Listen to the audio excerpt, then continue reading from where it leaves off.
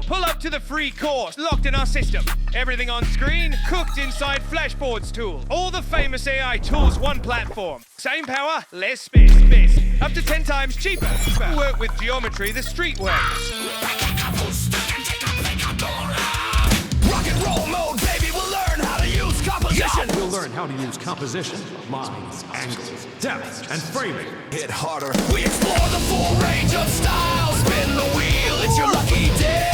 Step by step, we jump through the latest AI power moves and we unlock secret kung fu knowledge. So you think differently. This is what happens when real artists from art and motion design step into the game. Things get brutal. Hurry up, don't overthink. Everything you just saw, we break it all down by the end of the free course.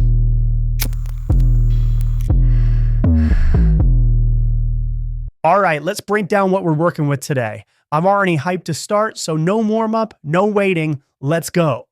In this course, we'll be working inside FlashBoards. Here, we've collected all major AI tools, and from well-known ones like Sora, Kling, Veo, and Cdance to free open-source repositories. The process is very simple. You log into the website and land on a board where all your generations happen.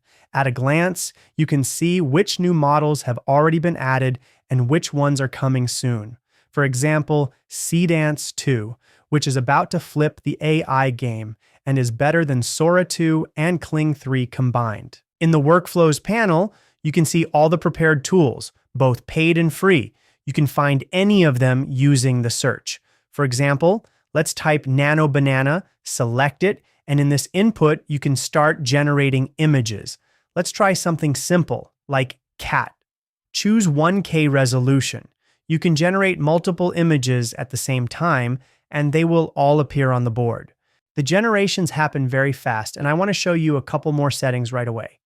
If you go to your account, you'll see your current plan, and in the settings, you can choose whether to display which models were used and the prompts themselves. Let's enable those checkboxes and take a look at the results. I can already see that some cats have been generated, and as you can see, the model name and the prompt are displayed underneath. If you double-click, you can also view detailed generation info. We even ended up with a full storyboard about a cat. Pretty cool. I also want to mention that since artificial intelligence is evolving very quickly, the video you're watching may already be outdated. That's why this free course is also uploaded to Motion Design School. There you'll find all new lectures, updates, and the latest AI generator models as they're released. This is where you'll be able to access and follow all your lessons. This is lesson 1. Nano banana. All right, let's do our first practice. So imagine you have you. And if you want your workflows to keep you 100% consistent, same face, same outfit, same vibe, here's the cheat code. Prepare 2 images up front, a close-up of your face, a full body shot, so Nano Banana remembers your clothes plus silhouette. Now we're going to use Nano Banana. Click Workflows, search Nano Banana, open it, boom. You'll probably see I already have a prompt saved here, but we need a slightly different one because we're working with images. So we write something like, create a fashion photo shoot. Nice and simple. Quick tip, work in 1K first. Why? Because it's faster, cheaper, and you iterate like a machine. Pick 16:9, 1K, and later we upscale. Select your 2 images, hit generate. And now here's what happens. Nano Banana doesn't dress you in random clown outfits. It keeps the same character, it stays stable, and your face stays stable too. So even when you add close-ups later, your facial features won't suddenly evolve into your evil twin. Also, generate multiple outputs. Let's do 3, because 1 is gambling, 3 is strategy. And yes, it's basically unlimited. Okay, here's the first result. Now, honestly, that's fire. I like it. And it's fast too. Sometimes it says 1 minute, but it's like 30 seconds and it's done. Sometimes something glitches. Sure. Welcome to AI life. But look, we're getting clean photo sets. Double click and you can view everything full screen. And here's another fun feature. If you select multiple images and double click, you can flip through them like a storyboard super fast. So you just pick the best one. And honestly, we got lucky. First try already gave us what we need. Now, the next step is simple. Once you choose your winner, stop scrolling like TikTok and commit. Switch to 2K or 4K and upscale it. So now we're moving into the next step, upscaling the storyboard. You can call it upscale storyboard, final pass, or basically make it look clean enough to actually use. And quick note, sometimes the generation process can glitch or fail for a second. It happens. The system is still running. The tasks are still processing. So don't worry, just let it finish. Great. So at this point, we already picked our favorite result, and now we want to upscale it. The reason we do this is simple. 1K is perfect for testing, but once you like the image, you want that extra sharpness, cleaner edges, better textures, better face detail, and overall a more professional look. And I want to show you a clear comparison between 1K and 2K, because once you see it, you'll understand why upscaling is worth it. Along the way, I'll be showing short inserts like this, quick examples of different creative approaches. There'll be a lot of them, so make sure you watch till the end. These inserts are made purely to showcase unconventional ideas and help develop your creative thinking. So along the way, we won't just learn how to use all the tools, we'll learn how to use them creatively. I'll also show all the prompts used in every insert. All right, let's get back to 4K upscaling.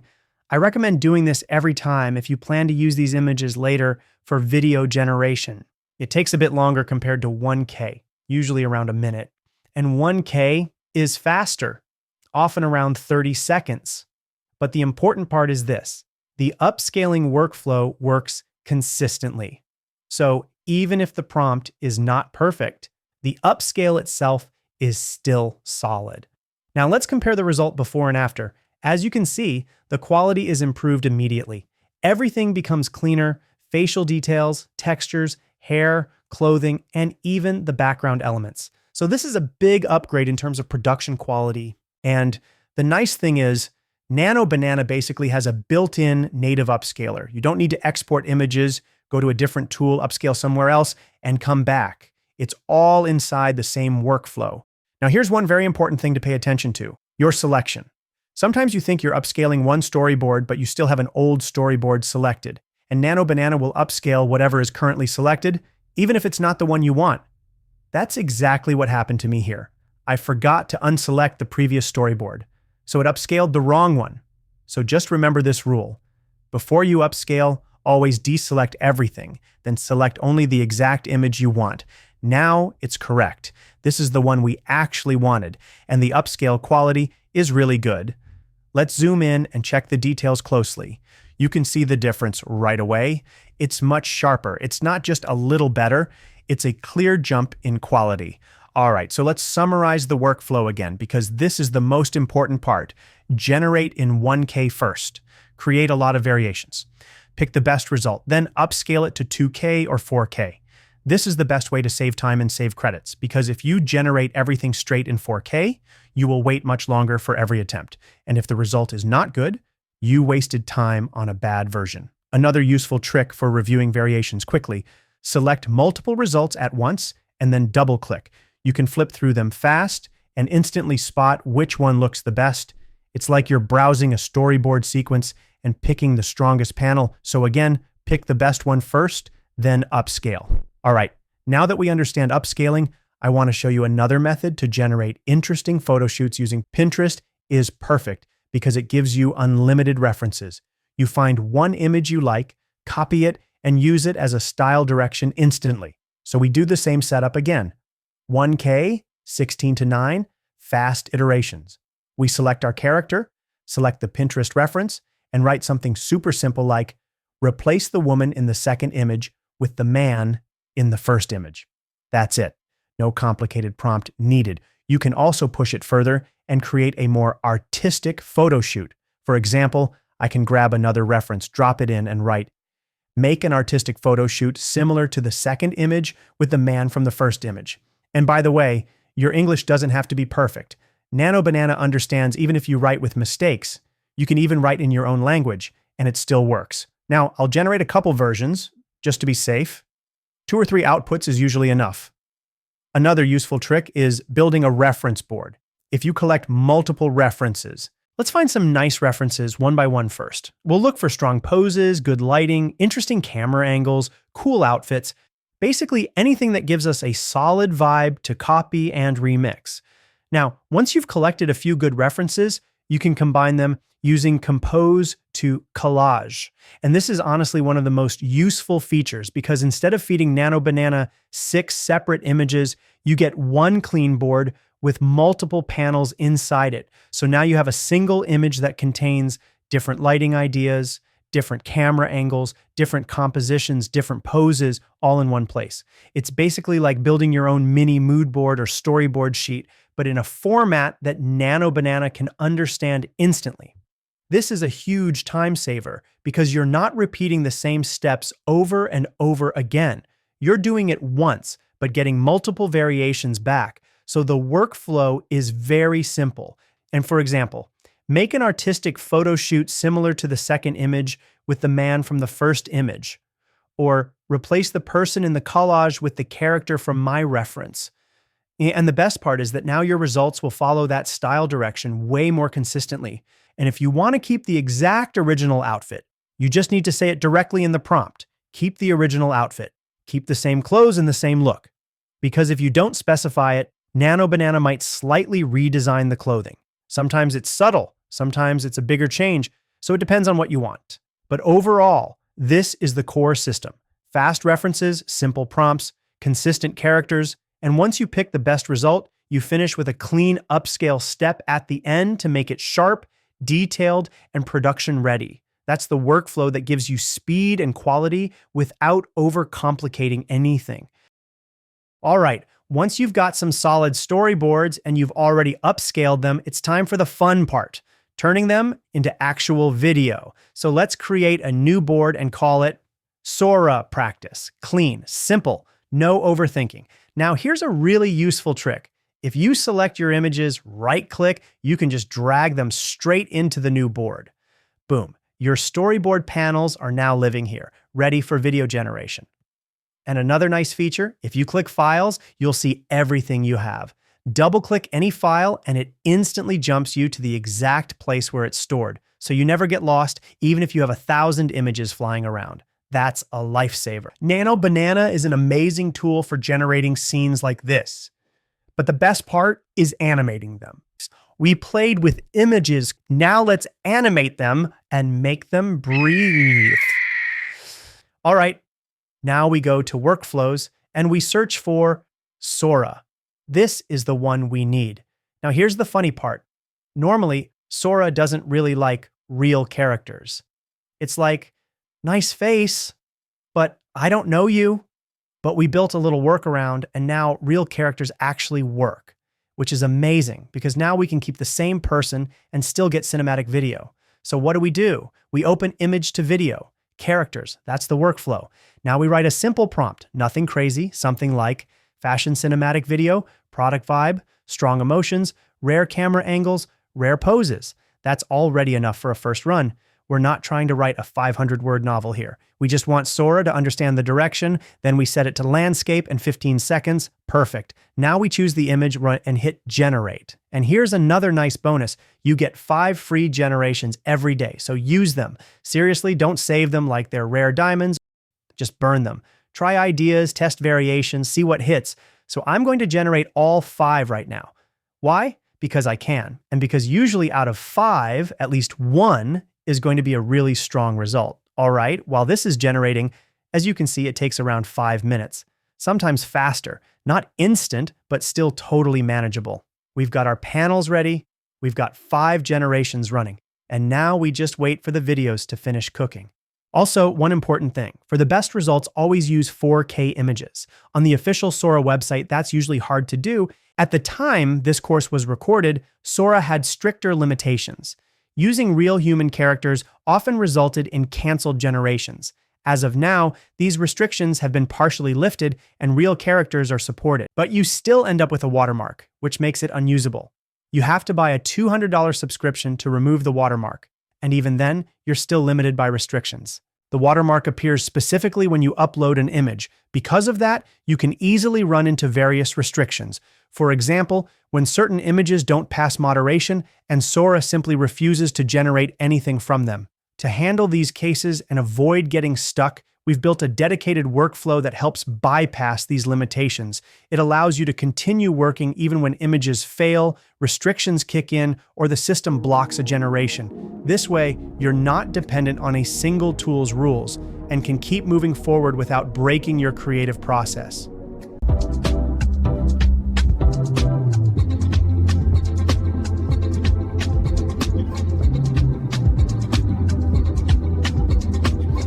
It's like the city slows down for a moment, just enough to breathe. Also, I want to show you the Sora Pro workflow. This one is special because you can generate full HD quality right away, no extra steps. I already tested a few variations here, and as you can see, I've got a prompt loaded for a music video. I didn't even specify the exact lyrics I'm supposed to sing, and that's totally fine. If you want, you can absolutely add your own lines. You just need to write something simple like man singing / man talking / man rapping, whatever fits your vibe. Now here's the key thing. If you generate 15 seconds, you get full HD quality in Sora Pro.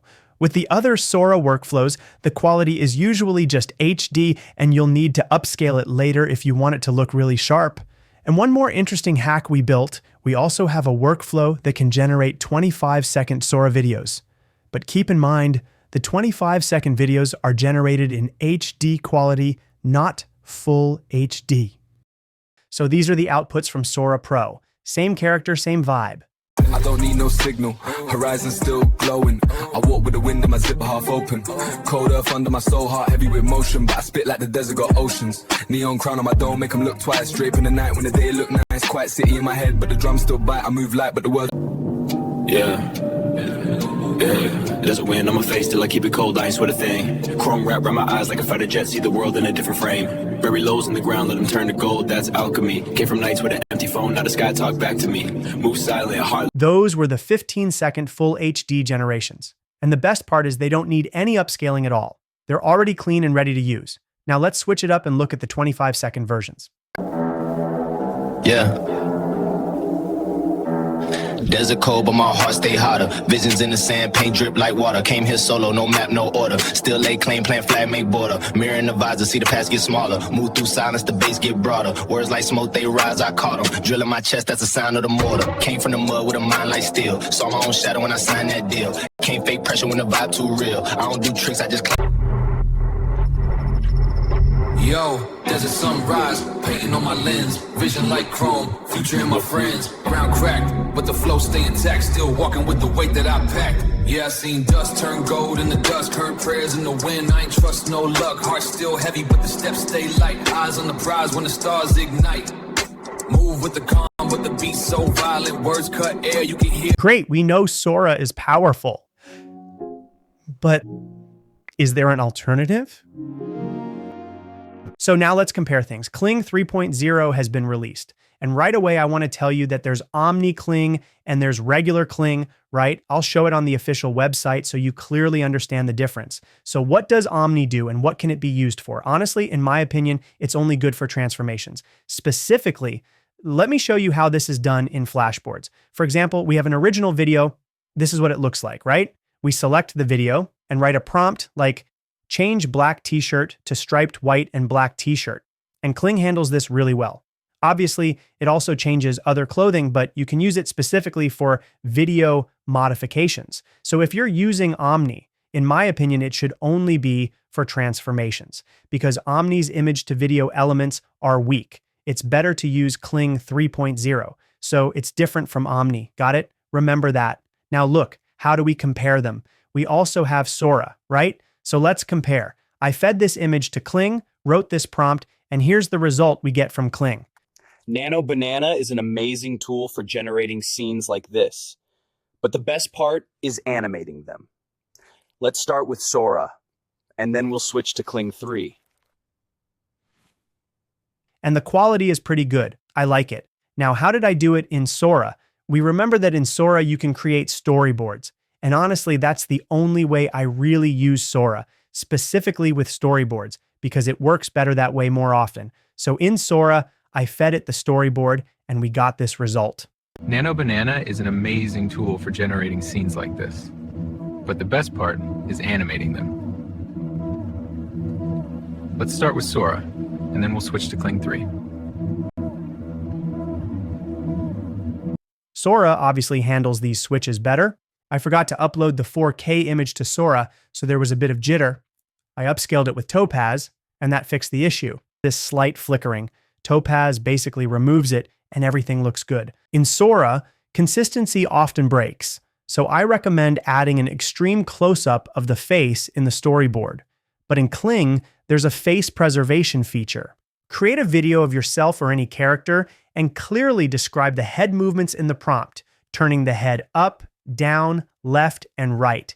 This is important because it gives the model enough facial data from different angles. At this point, the character is fully prepared and ready to be reused consistently across your next generations. Let's also upload your voice and set up the character's name and description. You can write the description manually, but if needed, you can also generate it automatically. Once the voice, name, and description are set, the character is fully prepared and ready to use in future videos. Now let's compare the results. One video was created without using consistency, and the other one with consistency enabled. This version is without consistency enabled, and we can see that it's still the same character because the storyboard itself includes an extreme close-up. And here's the video with consistency enabled. As you can see, there's not a huge difference. Still, I recommend using consistency anyway to be on the safe side. Basically, this works similarly to Cameo in Sora. Just a reminder, you need to download the mobile app to create your own Cameo, and after that, you can also add consistency to your generations using the tag. After you add your Cameo through the Sora mobile app and create a tag, in my case, it's at Yaroflasher, make sure to set it as public, not private. Then, when you include your tag in the prompt, it will add consistency to your generations. So, I've generated several Sora videos using my Cameo.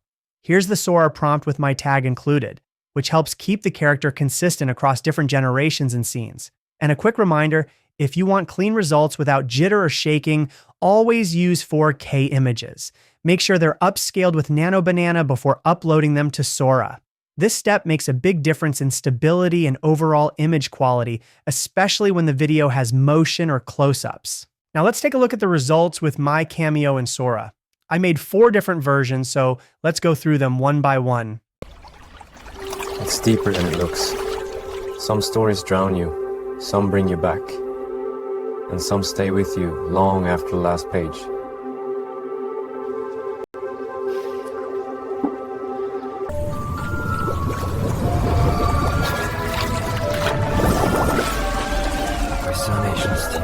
I was looking for the right line. Then the page began to move. I touched it and fell through. Some stories ask you to imagine, some invite you in. And then there are those that pull you under. You surface different. Different than when you open the first page, different than you meant to be. You dry off, you hold the warmth, but the water stays with you, somewhere just beneath the skin. And when the world outside fades, you remember how it felt. Stories have a way of pulling you under. Your surface changed, dripping with something you didn't carry in. And somehow, you're ready for the next chapter. After testing all of this, I can say that, in my experience, Sora 2 is still better than Kling 3. If you're planning to do very high-quality lip sync, I'd recommend Kling. But for everything else, Sora performs better. I'm talking about the number of multi-shots, visual effects, and overall cinematic feel. Kling 3 is still quite limited, but it does a solid job with lip sync, especially in close-ups. All right, moving on. Now we'll compare again. I had this image, and using Nano Banana, I made a storyboard. The prompt was very simple. Make fun, realistic photo storyboard. And Nano Banana came up with all of this by itself. That's really cool. This result was generated with Kling.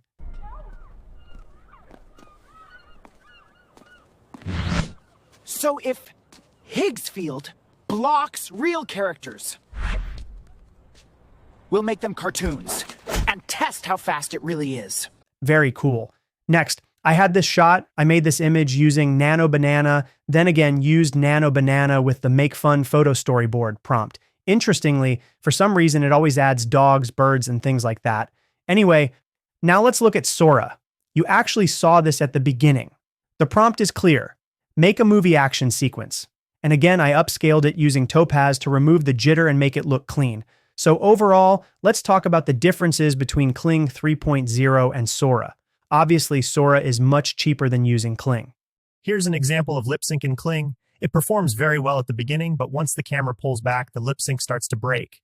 That's why it's best to use Kling only for close-ups. If we go to Kling, select the same 15 seconds at 1800p, that's 180 credits. If we look at the credits pricing, 330 credits is $5. So you can calculate that Kling comes out to around $2.60 for that clip. So yeah, decide for yourself. But camera switches don't always work well. In my case, this worked only on the 5th try. Also, Seedance 2 is coming very soon. And as you can see from the examples, it's extremely powerful and could potentially replace both Sora and Kling. Because of that, by the time you're watching this course, new models may already be available. Since AI is evolving rapidly and new tools keep coming out all the time, I've uploaded this free course to the online school Motion Design School. The lessons will be updated whenever something new is released.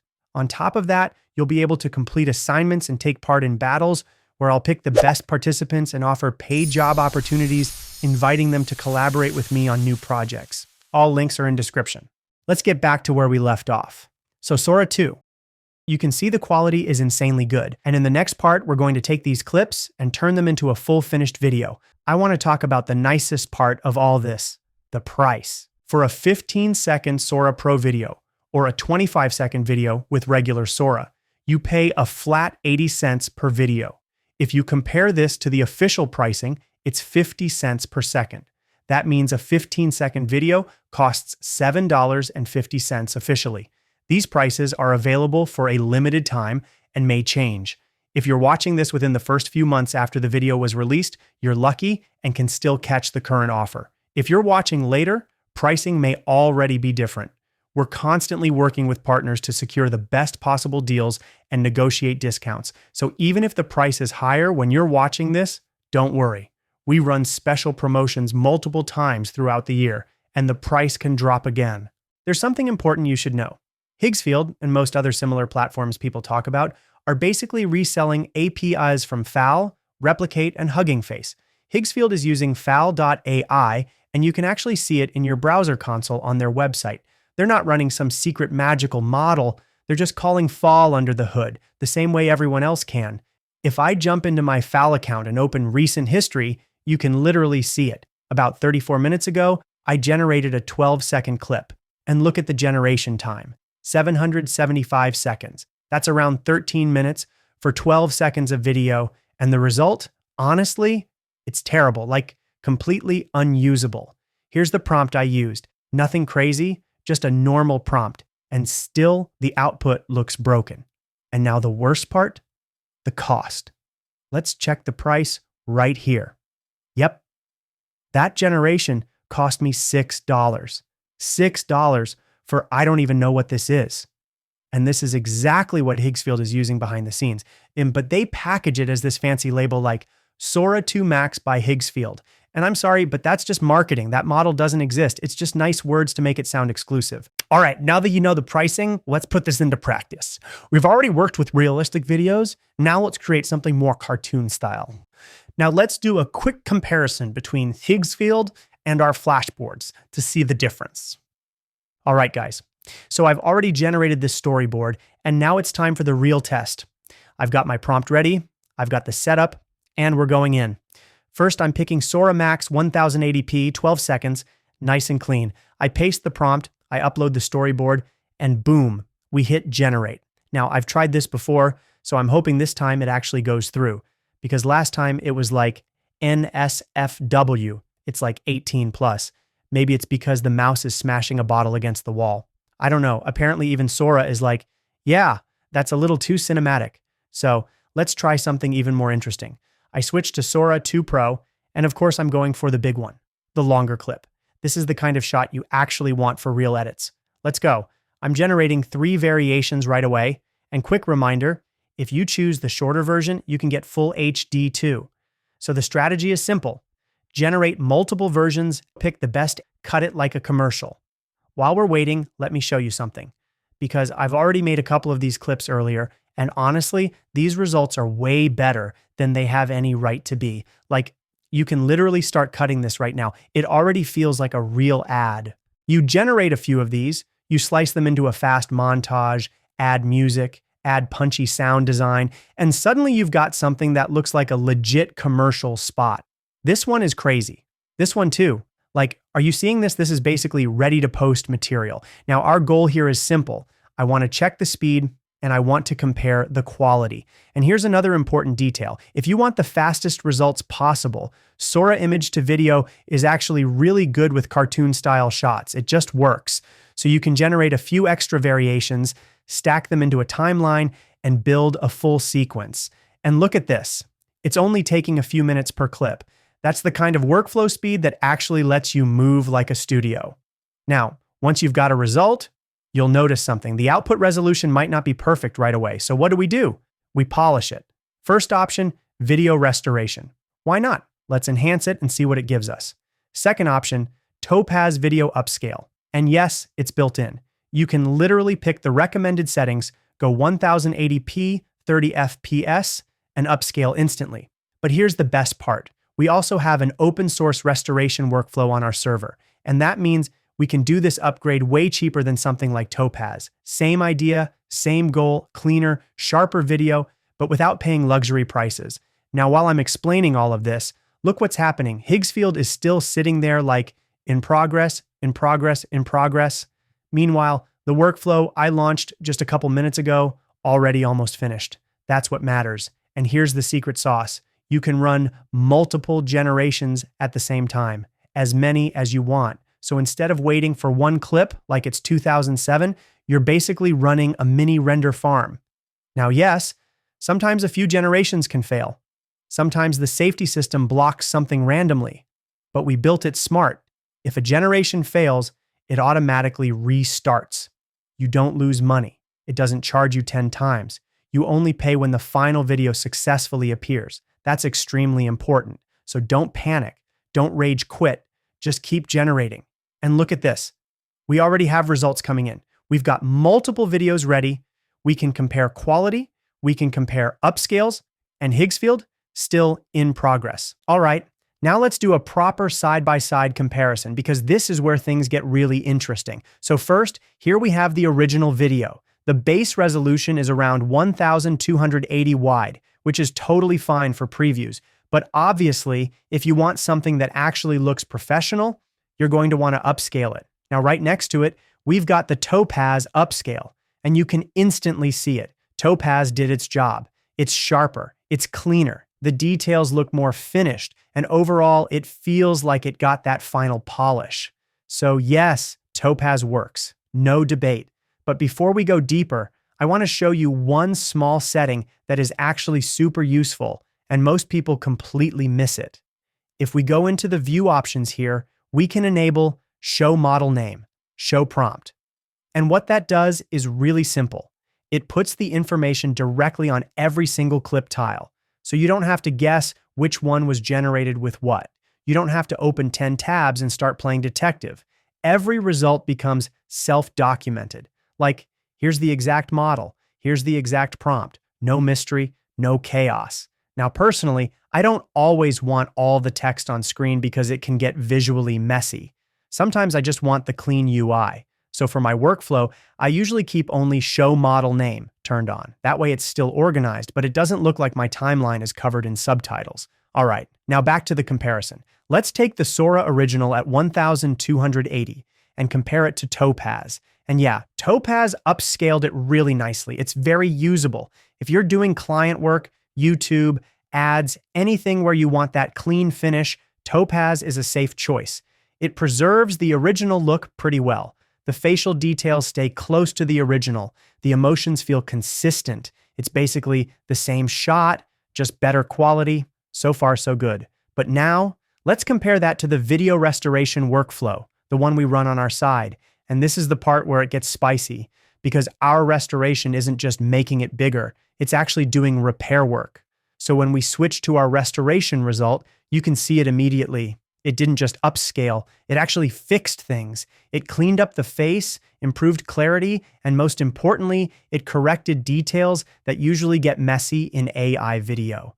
Like, look at the eyes. A lot of AI clips have that almost correct, but slightly cursed eye movement.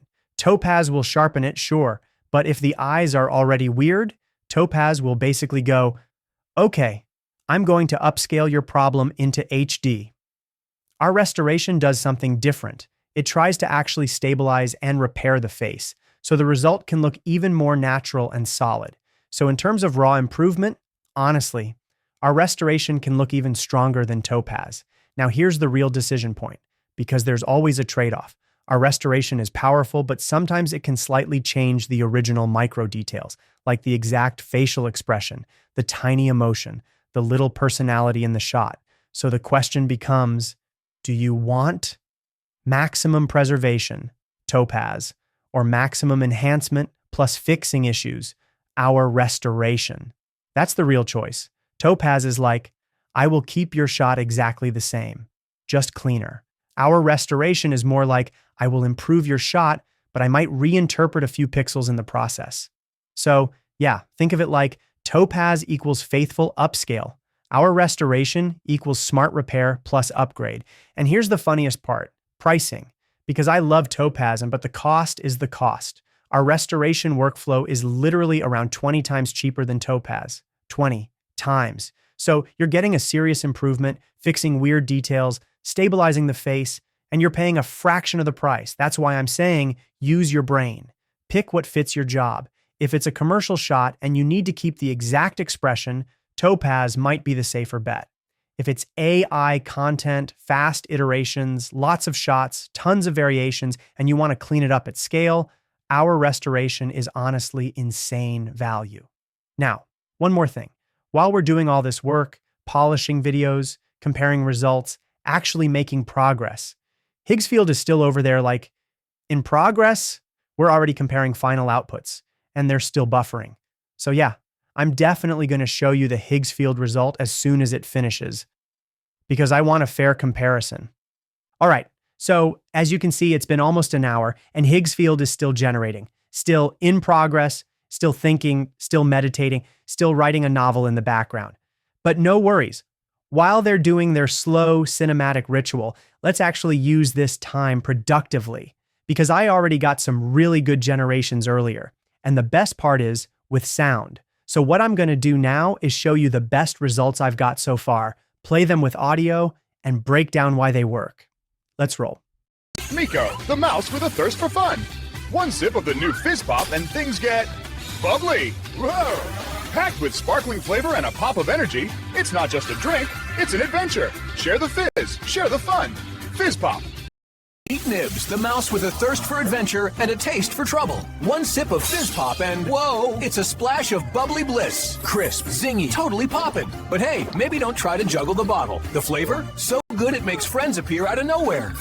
Moxie, the mouse with more pep than sense. And when life gets a little flat, smash! He pops the top on pure electricity. Lightning Bolt, sparkling energy soda. One sip hits like a high five from a thundercloud. It's golden, it's fizzy, and it'll put the zoom back in your whiskers. Crash, flip, chill, whatever your style, Lightning Bolt keeps the fun charged. Lightning Bolt, sparkling energy soda. Taste the surge. And one more quick reminder. This is super important. If you generate Sora 2 Pro for 15 seconds, you get full HD output right away. And that's huge because it's already professional production quality. You can literally take those clips, cut a final edit, and deliver them to a client as is, no AI-looking mess. This level of quality works everywhere. Meet Miko, the tiny mouse with a gigantic thirst. One sip of Zap Pop and whoa, flavor overload. Golden, fizzy, and packed with spark. Pour it, drink it, feel the buzz. Zap Pop, spark, sip, zoom. Available everywhere, good vibes are sold. All right, let me show you the easiest way to edit this whole thing fast, without suffering. We hit auto split and it takes our full HD clip and automatically detects every cut where the shot changes. So instead of manually slicing the timeline like a caveman, we instantly get a clean set of separate pieces. And this is where it becomes super satisfying. You can literally audition the video like a playlist. This part, nope, delete. That part, also not needed, delete. This one, okay, this is actually strong. Keep it. So we're basically doing a quick rebuild of the story by keeping only the best moments and throwing away everything that feels slow, awkward, or random. The coolest part is how fast it gets you to a final edit. You're not stuck in micro-editing mode. You're just making high-level decisions. Keep, remove, and suddenly you already have a much cleaner, tighter sequence. It feels like speedrunning an edit, but the result still looks professional. Once you've picked your best chunks, we simply merge everything back together into one final clip. So in a couple clicks, we went from one long, messy video to a clean, punchy cut that actually has rhythm and pacing. And if you need audio too, it's all here. You can export the audio separately and you can split it the same way, then do extra work on it. Cleaning, enhancing, adding effects, or making it louder and more present. That's a whole separate topic, so I'll show that part next because audio editing has its own tricks. Now, while the video is already looking good, we can push it even further with quality upgrades. For example, we can apply video restoration to clean it up and make it look sharper and more polished. And if you want to go full premium mode, you can also try Topaz Video Upscale. This time, I'm pushing it to 4K, and then we can compare the before and after properly. All right, the videos are finally rendered, and now we can do the part everyone actually cares about, the real comparison. Let's start with Topaz, because this is the industry standard option that everyone knows, and honestly, it's a great benchmark. So here's the original clip. And yes, it's already full HD, which is solid. A little bit of texture loss, slightly mushy edges, that subtle compression vibe. Nothing horrible, but you can tell it's not perfect yet. Now we apply Topaz Upscale, and yeah, you immediately see the improvement. The lines get cleaner, edges tighten up, and the frame looks more structured, especially on the last frame, and it becomes easier to see the sharpening and cleanup. But here's the honest truth. Even though Topaz can push it to 4K, the difference isn't always mind-blowing. Sometimes it's subtle.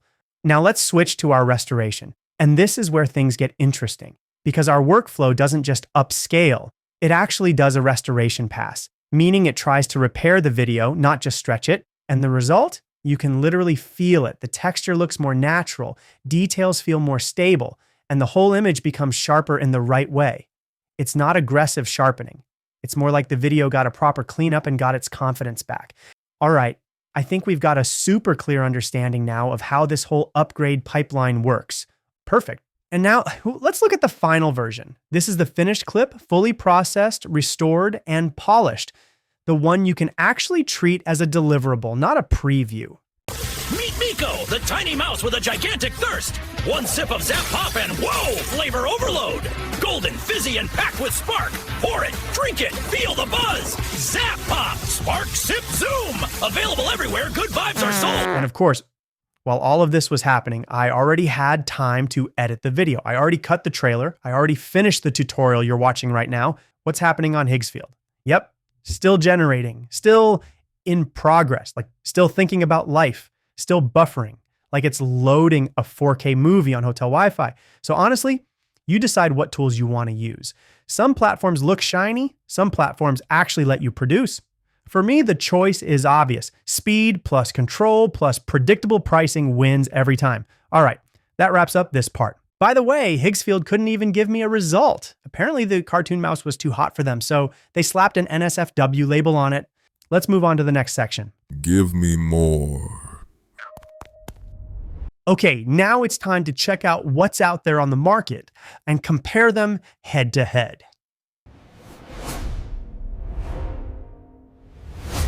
Free is better. No, paid is better. I want to start with image editing because these are the most common workflows people actually use in real projects. You can see all of them on screen right now, so we'll go through them step by step. And of course, we'll talk about quality, speed, and pricing because that's where the real differences show up. Let's start with expand image. We all know this one, we all use it. Extending images is basically a daily task now. FlashBoards has this built in, and right now it runs on the latest models. Even though the interface might show something like 55 seconds, in reality it's much faster, usually under 10 seconds. At the moment of recording this video, FluxCline is one of the fastest models available, especially for technical and utility-style tasks like image expansion, cleanup, and quick iterations. Now, one important thing to understand here, FlashBoards is constantly updating all workflows to the latest model releases. That means we're always improving speed, quality, and price over time. What you see today is already faster than last month, and it'll be better again next update. Looking at the results, FluxCline gives clean, stable, predictable outputs. When we compare this to Nano Banana tends to produce more interesting and more expressive results, especially when the task goes beyond simple technical edits. Sometimes it interprets prompts more freely, which might feel odd for pure extend image.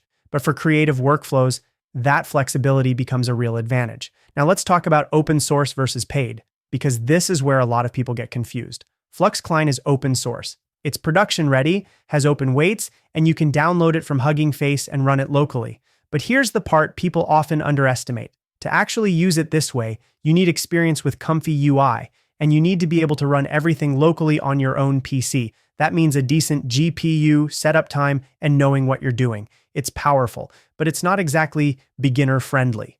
Nano Banana, on the other hand, is paid. We managed to optimize and negotiate things so you're getting the same model at 6 times cheaper. Now let's move on to storyboards.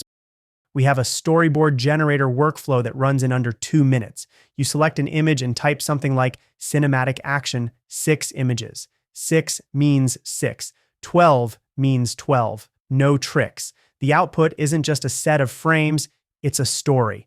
Powered by NextSyn, characters move, tension builds, things happen. You're not directing every shot. The model helps you think. FluxCline can also do storyboards, and it's fast, but the results are usually more neutral and technical. Great for structure, less exciting for storytelling. At the moment of recording, FluxCline is extremely fast, stable, and great for technical tasks, but requires ComfyUI experience and local hardware. Nano Banana is more creative, more cinematic, and better for storytelling. Nano Banana normally costs 40 cents per image, but here it's 2 cents, which makes it an insane value. FlashBoards continuously updates workflows, improving speed, quality, and pricing over time. So today, the real question isn't free versus paid, it's when open source is enough and when paying a little unlocks way more creative power. Next up, we'll push both models even harder with text to image. All right, let's pause for a second and actually look at what's happening here. You see this? This is generating really fast. Like blink and it's done fast. Right now, this run is on ZImage, and we also have the Cline-based workflow already inside FlashBoards, which is even faster. Both are live, both are updated, and both are getting used right now. So instead of vibes and opinions, let's do something radical. Measure it. This image just finished generating. Let's time it. Boom, 22 seconds. And if we're comparing, we compare properly. No cheating. All right, let's do this the fun way. We don't generate one image. We generate 4 at once. Because why not? I select Nano Banana 2 Pro. Inside FlashBoards, Nano Banana is already running at a 3.5 cut. Cline shows up and quietly whispers, what if we divide that by 10? And suddenly pricing stops making sense. Let's look at another generation. I ran the same test across Cline, ZImage, and Nano Banana, just to keep things honest and compare them side by side. Same prompt, same intent, no tricks. I started with a very basic prompt, boring, safe, nothing special. Then I slowly made it worse. Added shallow depth of field, strange lighting, extra details, things that usually break models. I wanted to see how well Cline actually follows prompts when it's generating in 10 to 20 seconds. And honestly, for drafting and exploration, it works extremely well. Here's FluxCline, here's ZImage. They already look solid. One small but important thing. ZImage defaults to Asian facial features if you don't specify ethnicity in the prompt. I didn't specify it here, so that's what it chose. Not a bug, just default behavior. If you care, add one line to the prompt and move on. Now let's switch to Nano Banana. And yeah, This is where the difference becomes obvious. Z-Image is good, Klein is good, but Nano Banana is more powerful. Better composition, stronger details, more cinematic logic. It simply does more thinking per image. So here's my actual recommendation: no marketing noise. Step 1. Generate everything early stage with Klein or Z-Image. Mood boards, scene ideas, framing, lighting direction, visual exploration. These images cost basically nothing. For context, on most platforms, Nano Banana costs 12 cents per image. Once it already looks good in Klein or Z-Image, move to Nano Banana. Why? Because if it looks decent in Klein, it will look way better in Nano Banana every time. Here's the same prompt side by side. Nano Banana, Z-Image, Klein. No mystery. And yes, and if you already like a result, you can instantly do a face swap. It's fast, it's clean, and there are plenty of workflows for it. Just search face, pick one, and lock your character. So let's wrap this part up. For text to image, the strategy is simple. Use cheap models to explore ideas. Break prompts without burning money. Find the visual direction. Then switch to Nano Banana in 1K upscale later if needed. Mix free and paid workflows. That's how you stay creative and not broke. Test cheap, polish expensive. All right, let's move on to image edit / multi-edit. All right, now let's move on to image edit. So here's the original image, and here's the prompt. I'm selecting Nano Banana, and in the prompt, it literally says something like, all these grandmas are sitting together with her on the couch. Nothing fancy, just a simple, very human request. Now let's see how Flux Klein handles it. This is the Klein result. And now Nano Banana. So yeah, here's Klein, here's Nano Banana. Honestly, Klein actually did a pretty solid job. No explosions, no nightmares, no cursed hands, which already puts it above average. If we take multi-edit, for example, let's say we have 4 different characters. 1, 2, 3, 4. My goal here is simple. I want to test how well the model can merge all 4 into a single composition. So this is my very first test. I keep the prompt extremely basic, something like combine all characters into one composition. And yeah, that one doesn't really work. So I do what we always do. I iterate. I add more details. I clarify the intent. I describe the scene better. And now you can already see the difference. The result starts to look much more cinematic, much more intentional, visually way more pleasing. This is Nano Banana, by the way. And honestly, it's very good at this kind of task. Merging characters, mixing locations, combining elements into one coherent scene. It handles that stuff really well. Here's another prompt. All 4 characters hugging each other. And as you can see, the result is really solid. Clean, emotional, consistent. Great job. Now let's switch gears and talk about Flux Klein. Here's my test. We start with an original image, pick a specific look, add a dog, define a location, and overall, Flux Klein handles it pretty well. No drama, no surprises. But here's where things get interesting. When you start comparing this to Nano Banana, especially from a pricing perspective, the conversation changes completely. Because when you look at these generations side by side and then look at the cost, you realize what's going on. Flux Klein is literally operating at a completely different price level. We're talking about something that ends up being almost 10 times cheaper. So at that point, it's really up to you to decide what to use in each specific situation. In cases like this one, the result is honestly more than good enough, especially when you factor in the cost. Of course, it doesn't work perfectly every single time. In some tests, it adds one character correctly, then another one, and then suddenly the rest are just random people. In another attempt, I get 3 characters instead of 4. In another one, it turns into some weird mix that doesn't fully make sense. And yeah, in some hugging scenes, the consistency clearly breaks. So you really have to judge case by case. That said, multi-image workflows can work extremely well in the right scenarios. For example, if you take one image, then another image, and simply say, apply the same style, it works. If you say, take the lighting from this image, it works. If you say, replace the background using this reference, it works. And it does it cleanly.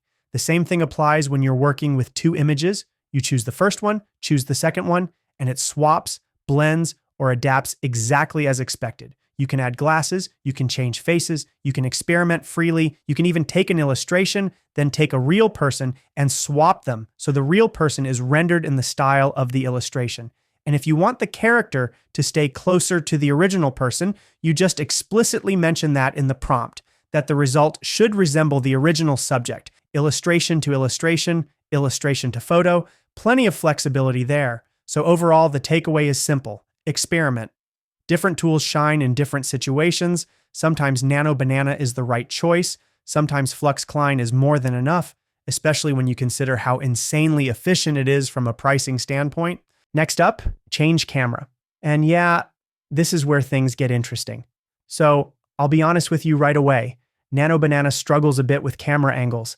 I tested this very intentionally. No cherry picking, no excuses. Here's the prompt. Back left quarter. This is the original image, and this is what back left quarter is actually supposed to look like. This isn't some abstract concept, it's a camera angle.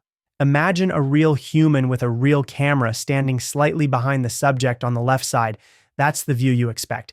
Now, we do have a dedicated camera angle workflow for this. You just type camera in the search, you'll find it instantly, and that workflow handles camera rotations way more accurately. Nano Banana? It tries. Sometimes it gets close, but often it just gives you a generic back view instead of a precise angle. Let's take another example.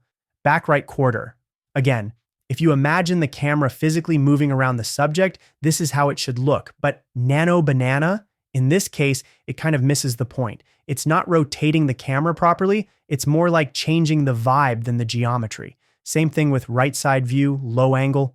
You expect a clear rotation plus a lower camera position, but here's another fun bug. Notice how one of the characters just disappears. Sometimes the fourth character vanishes. Sometimes characters get replaced. Sometimes reality just gives up. So yeah, for proper camera rotation, the dedicated camera angle workflow is simply better. It's faster, more precise, and way more consistent. And the best part, the price is minimal.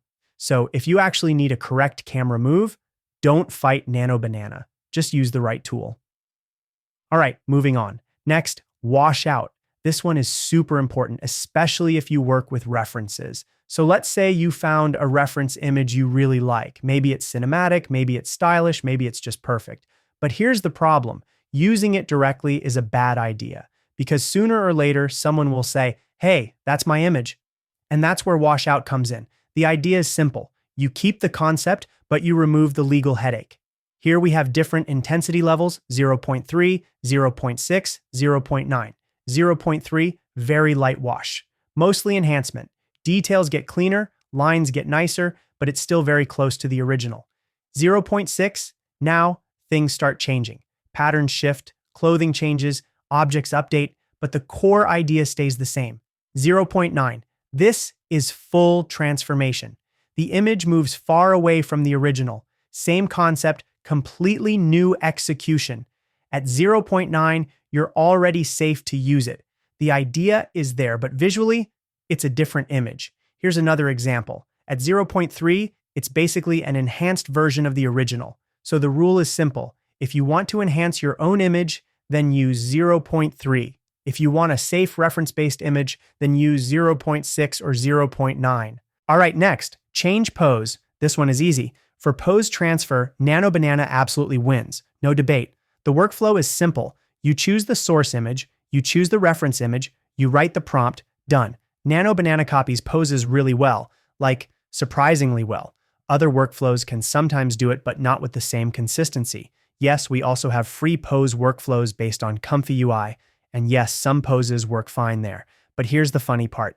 Because those workflows are slower and run longer in the cloud, they can actually end up more expensive than Nano Banana. Nano Banana finishes fast and gives you a clean result. The free workflow takes longer, eats GPU time, and suddenly you're at 3 cents or more. Now, if you run it locally on your own PC, sure, it's free. But in the cloud, Nano Banana just makes more sense. So again, for pose transfer, Nano Banana is the move. Next, outfit change. Nano Banana handles outfit transfer better. Cleaner results, better consistency, fewer cursed hybrids. The free outfit change workflow has one big advantage though, no restrictions. That's it. That's the reason. You can push it harder, do weirder stuff, break things, but if you want a clean, production-ready result, Nano Banana wins again. Here's an example. Original image, dog, woman with a different outfit. Prompt is super simple. Take the outfit from the second image and apply it to the first. Nano Banana does exactly that. Clean, logical, done. Now compare that to the ComfyUI version. It kind of works, but now you have a dog head on a human body. Cool? Maybe. So what's the conclusion here? All these free workflows are great for flexibility and experimentation. No restrictions, full control, open source vibes, but when it comes to final quality, Nano Banana still delivers better results faster and often cheaper in real-world cloud usage. Next up, upscale and restoration. Let's take a look at how that performs. All right, now let's talk about upscale and restoration, because this is where a lot of people mix things up and accidentally ruin perfectly good images. So yes, you can go simple, or you can go a bit more advanced and write something like ultra high quality. Nothing magical, just telling the model, hey, don't be lazy. Here's how this actually works. We start with an original image in 1K. I select it. I choose Nano Banana Pro. I copy the prompt. We keep 2K 16:9, hit generate, and boom. This is a real upscale, not fake sharpening, not AI glitter, but an actual resolution upgrade, which is nice, very nice. You can clearly see it. Edges are cleaner, textures are sharper, details actually exist now. Nano Banana is really good at upscaling. No argument there. Now, plot twist, we also have a free upscale workflow, and honestly, it's kind of impressive. Look at the textures, look at the couch, look at the clothes. In some places, it even looks better than Nano Banana. But, and this is important, it changed the face. Is that a problem? Not really, because guess what? You can just do a face swap afterward and lock it back in. So the quality stays, the identity comes back, everyone's happy. This workflow is called Upscale and Retouch, and it's based on Z-Image plus Solid Combo. Now let's bring Topaz into the fight because people always ask about it. Here's the original, here's the comparison. I'll be honest, at this point, just look and decide for yourself. There's no single correct answer here. Different tools, different strengths, but here's how I personally recommend using this. Let's say you have an image that's not great, low quality, artifacts, weird skin, JPEG damage from 2009. That's when you use restoration. Restoration is not upscale. This is important, so let me explain it properly. Restoration means you take a bad image and make it normal again. You remove artifacts, you fix skin, you clean noise, you restore what was lost. Here's a bad image. Here's what happens after restoration. Big difference. Now, upscale is a different step. Upscale means the image is already clean. Now you make it bigger and sharper. So the correct order is restoration first, upscale second. Not the other way around. Here's restoration applied. Now we upscale it. And now look closely. Skin looks natural. Details feel real. It actually looks like a real photo, not an AI artifact festival. That's the difference. All right, moving on. We also have workflows that turn images into realistic looking visuals. Let's test that. We take an image, run it through Klein-based workflows, and it happens very fast. And the best part, it's around 10 times cheaper than Nano Banana. Nano Banana can also do realism. And sometimes it gives very interesting results, especially for environments. You can get semi-realistic looks, fully realistic looks, all that. So again, not this is bad, this is good. It's use the right tool for the right job. Next, character replacement. This one's simple. Klein handles character replacement very well. For example, we take an image, replace just the upper body, and it works cleanly. No drama. There are multiple examples here. Faces, torsos, partial swaps. Klein is very reliable for this. So for character replace, I actually recommend using Klein. Now let's zoom out and summarize everything because this is the important part.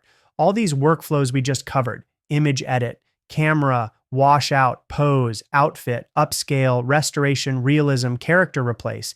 These are the most common tasks people do every single day. I'll put the full list in the description so you don't get lost. Everything will be there, easy to find. So the logic is simple. You manage your budget, not your emotions.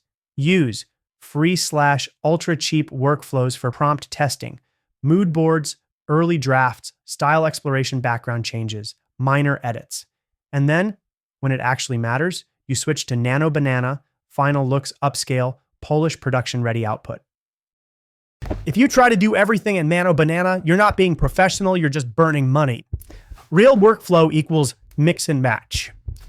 All right, That's it for images. Next, we're moving into video workflows. And here's the important clarification before anyone gets confused. When I say free workflows, I mean free only if you run them locally on your own machine via ComfyUI. If we run them in the cloud, GPUs cost money. Simple. But because many of these workflows are fast, the prices stay very reasonable. Now we're going to stack up free open source video tools and paid like Sora, VEO, and Friends and see how they perform. All right, now we officially move on to video. So remember, in the previous section, we already generated these base videos. Think of them as raw material, not final, not sacred, just something to work with. And now I'll show you how we completely rebuild the video, replace lip sync, remix everything, and end up with a totally different result. Here's the track we're going to use. All right, let's listen to this part of the track.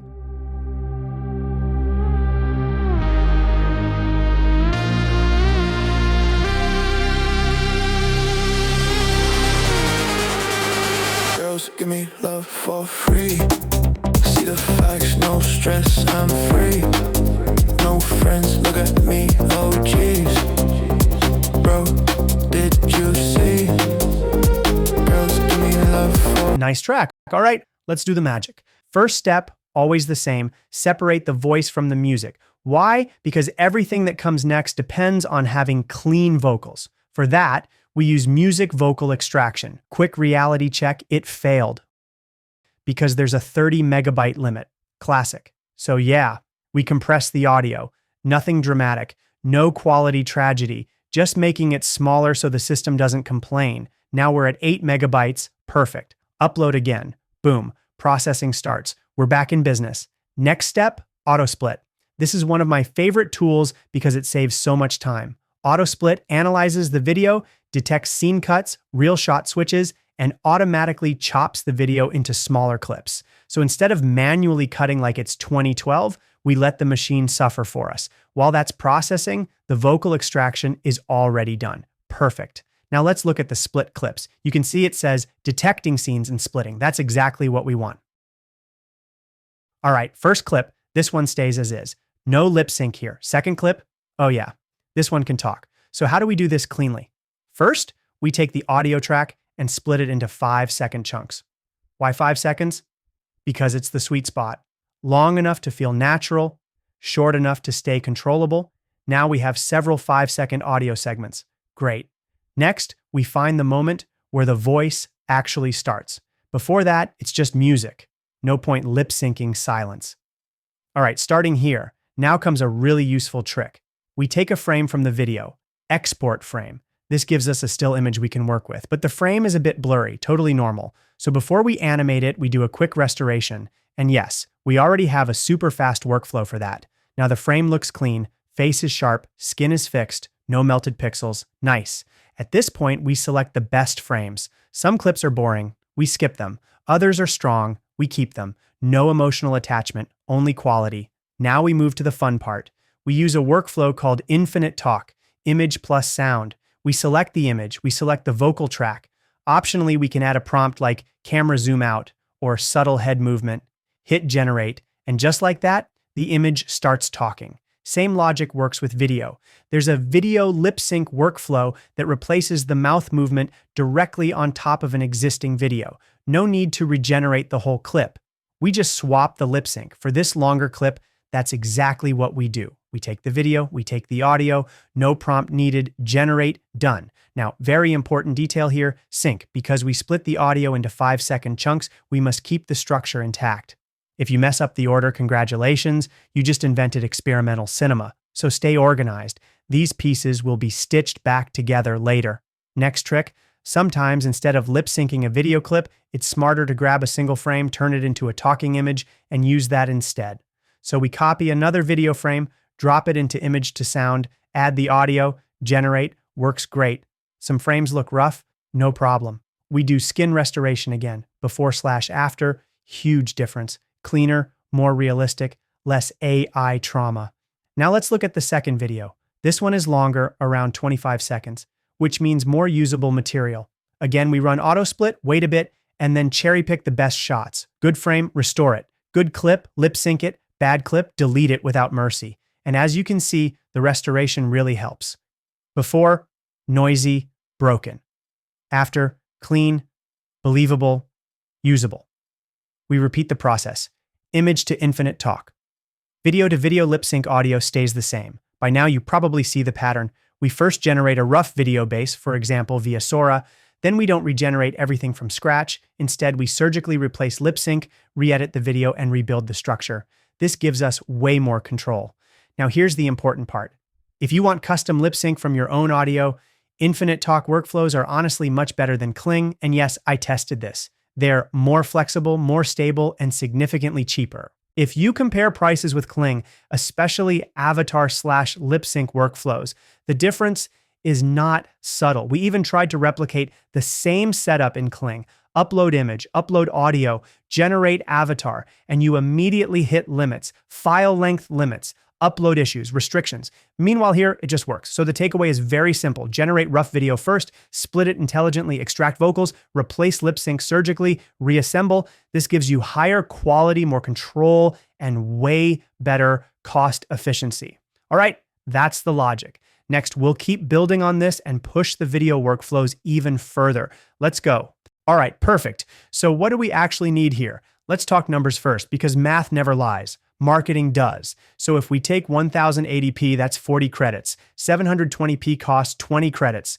Cool, simple. Now let's translate this from credits language into real money, because that's what everyone actually cares about. We know that 330 credits cost $5. So the question is very straightforward. How much is 20 credits? How much is 40 credits in real money? Exactly. So yeah, these are the prices we're dealing with on Kling. 5 seconds of audio-driven lip sync costs this much. No drama, just facts. All right, let's not overthink it. We choose the settings and generate. And yes, I'm out of credits. Perfect timing. So yes, I'm buying credits live just for you. Real money, real pain, content value. All right, credits purchased. Let's go back to Avatar and actually test this. We upload custom audio, 5 seconds. Once Kling calculates everything, it shows us the price again, 40 credits. So in money terms, 20 credits to 720 pence, 40 credits to 1080 pence. You've seen it. All right, let's generate. Keep your drink close. So if we have 330 credits for $5 and each generation costs 40 credits, that means we can do roughly 9 generations for $5. Okay, numbers locked in. Now let's look at the results. And here's the interesting part. Look at the prices, $0.07 per generation, which means, yeah, that's about 5 to 6 times cheaper. And now the most important part, the result. Kling generation is running, infinite talk already finished. Let's download and compare.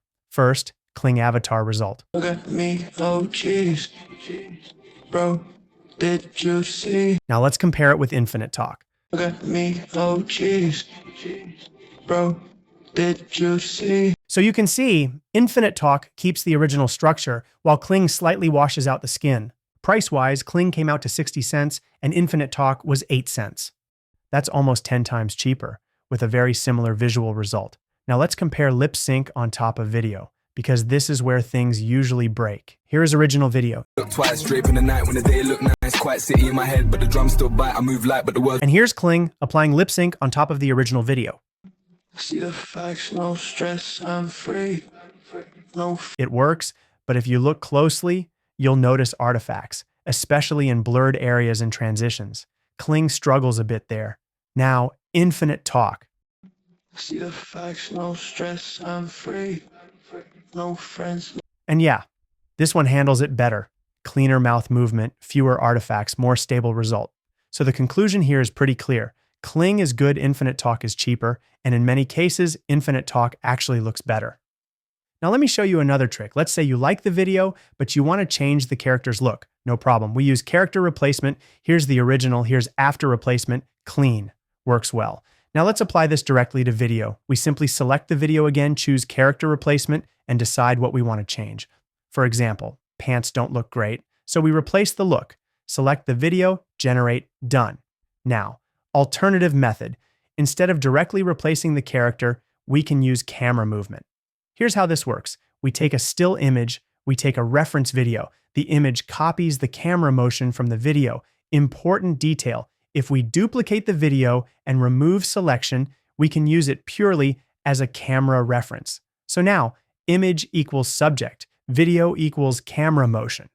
We set 1280 by 720, write a simple prompt like man rapping. That's it. And boom, the image animates with the same camera movement as the video. And yes, these are free workflows, open source based. They work surprisingly well. Let me show it one more time because this is important. We take the video, remove selection, use character replacement. Let's summarize this whole section in human language. Kling works, no hate, infinite talk works better for the price. In many cases, infinite talk is 5 to 10 times cheaper. Quality is comparable, sometimes even better. All right, that's it for this part. And now we move forward. We also have LTX videos running in parallel, and it's the strongest free open source video generator so far since it supports native audio, frame control, and much more. Here's an example of LTX text to video using just a simple prompt.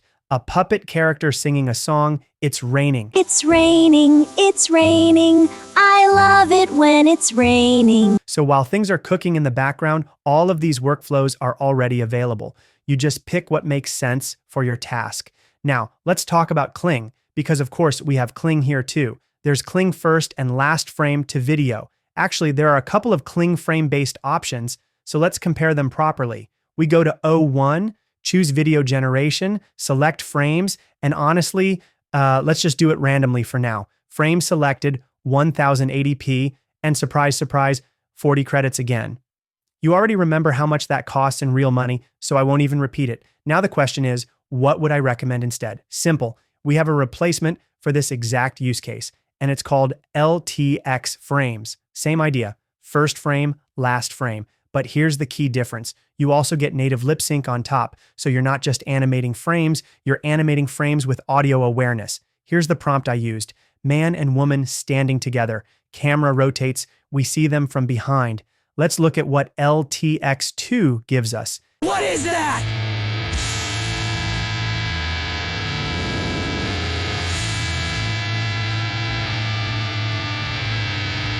And yeah, this is actually very solid. Now let's break it down. We take first image, second image, write a prompt, select 10 seconds, choose full HD, generate.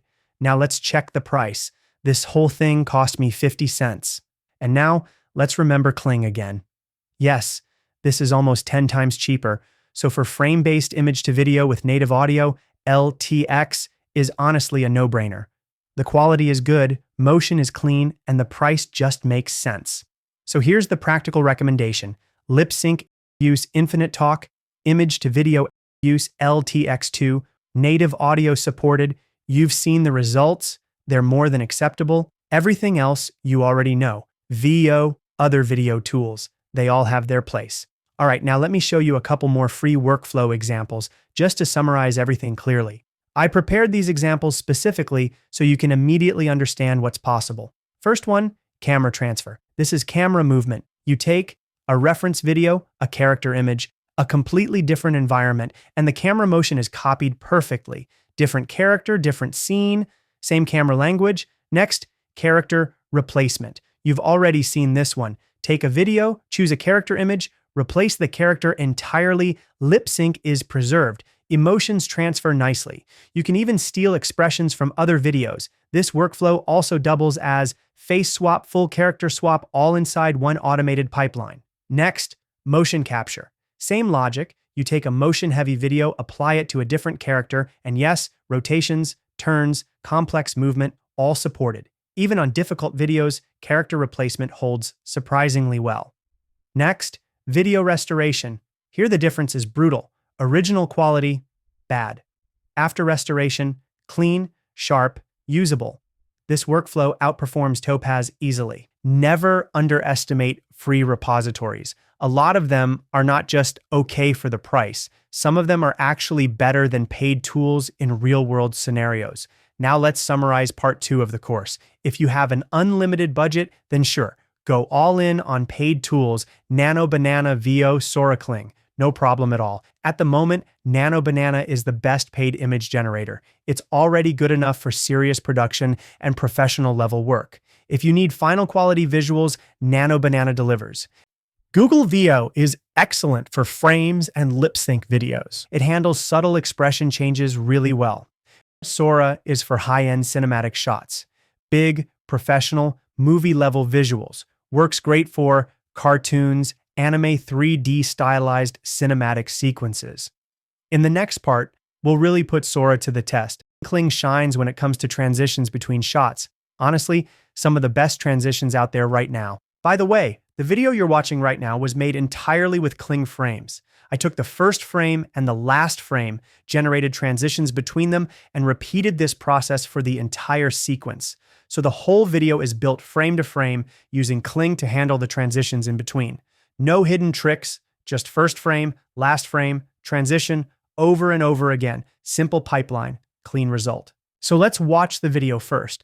Then I'll break it down shot by shot, how it was made, how much money was spent, what prompts were used, and most importantly, where we can save money.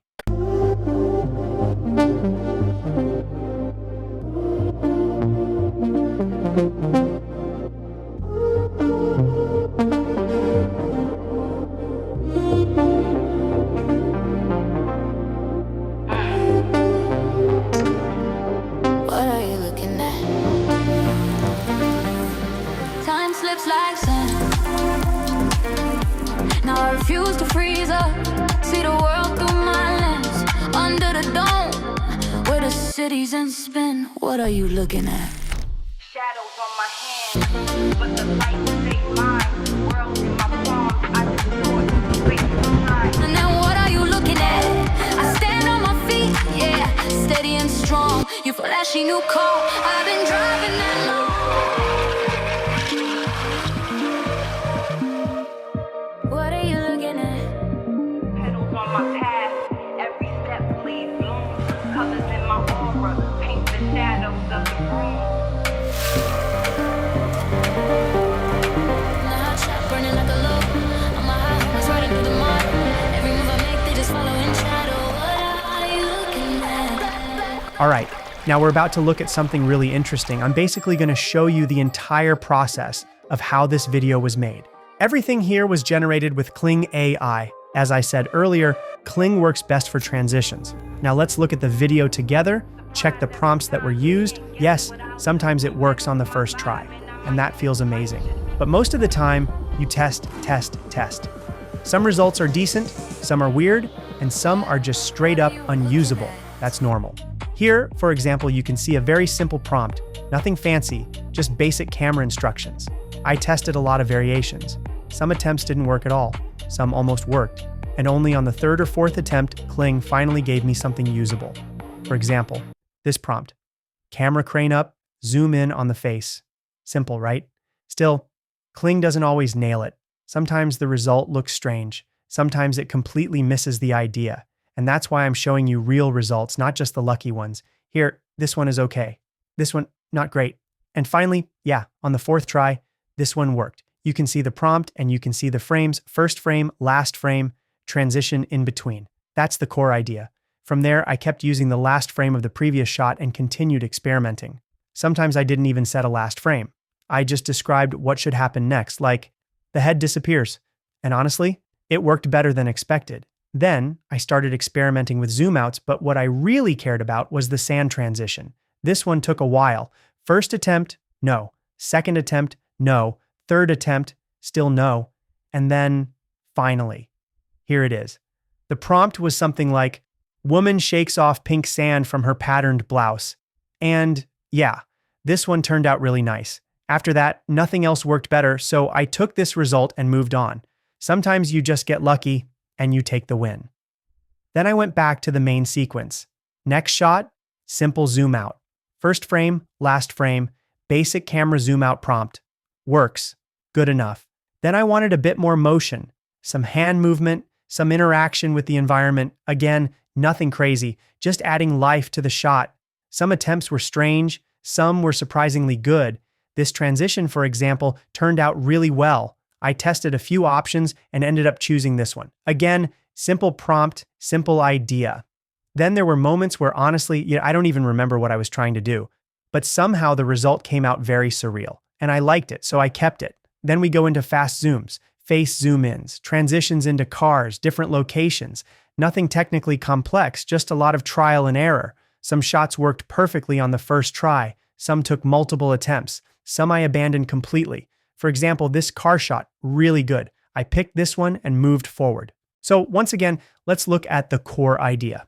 First frame, second frame, clean transition in between. It looks great, and yes, this one was pure luck, honestly. Sometimes the model just gets it on the first try. That happens. Not often, but it happens. After that, I started pushing things further. I experimented with fire reflections inside the eye extreme, FPV style zooms, burning forests, aggressive camera motion. And the funny part is, none of this required complex prompts. The prompts were extremely simple. Stuff like extreme zoom on the eye, reflection appears, or fast camera whip pan. That's it. No 10-paragraph cinematic prompt, no secret keywords, no black magic, just iteration. And at this point, I think you already understand the logic of the workflow.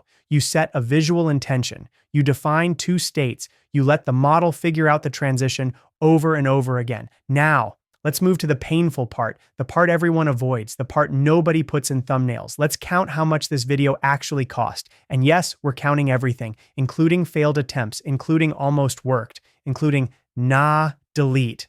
So here's how we do it.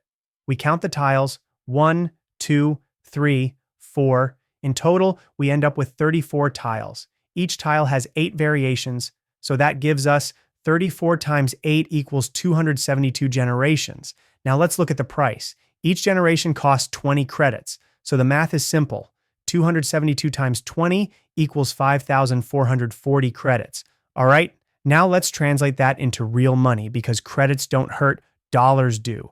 This comes out to roughly $83, and that's only for Kling transitions. No image generation yet, no prep work, just transitions. Now let's add image generation on top, roughly the same amount again. That's another approximately $32. So when we add everything together, we land at around $115 for this video. This is not a dramatic estimate. This is not exaggerated. This is actually a pretty realistic number. So yeah, that's the real cost. And this is not me saying Kling is bad. The results are good. Transitions are clean. Quality is there. But now you clearly see how the video was made, how many attempts it actually took, how much money was really spent. No mystery anymore. And this is exactly why the next step is the most important one. Next, we'll talk about what parts of this pipeline can be optimized, what can be replaced with cheaper or free workflows, and where you can save serious money without losing quality. That's the whole point. Not hype, not magic, control. All right, now let me show you how to do this way cheaper, like painfully cheaper. Same logic, same visual idea, but without setting your wallet on fire. So first of all, let's talk about references. You already know the drill.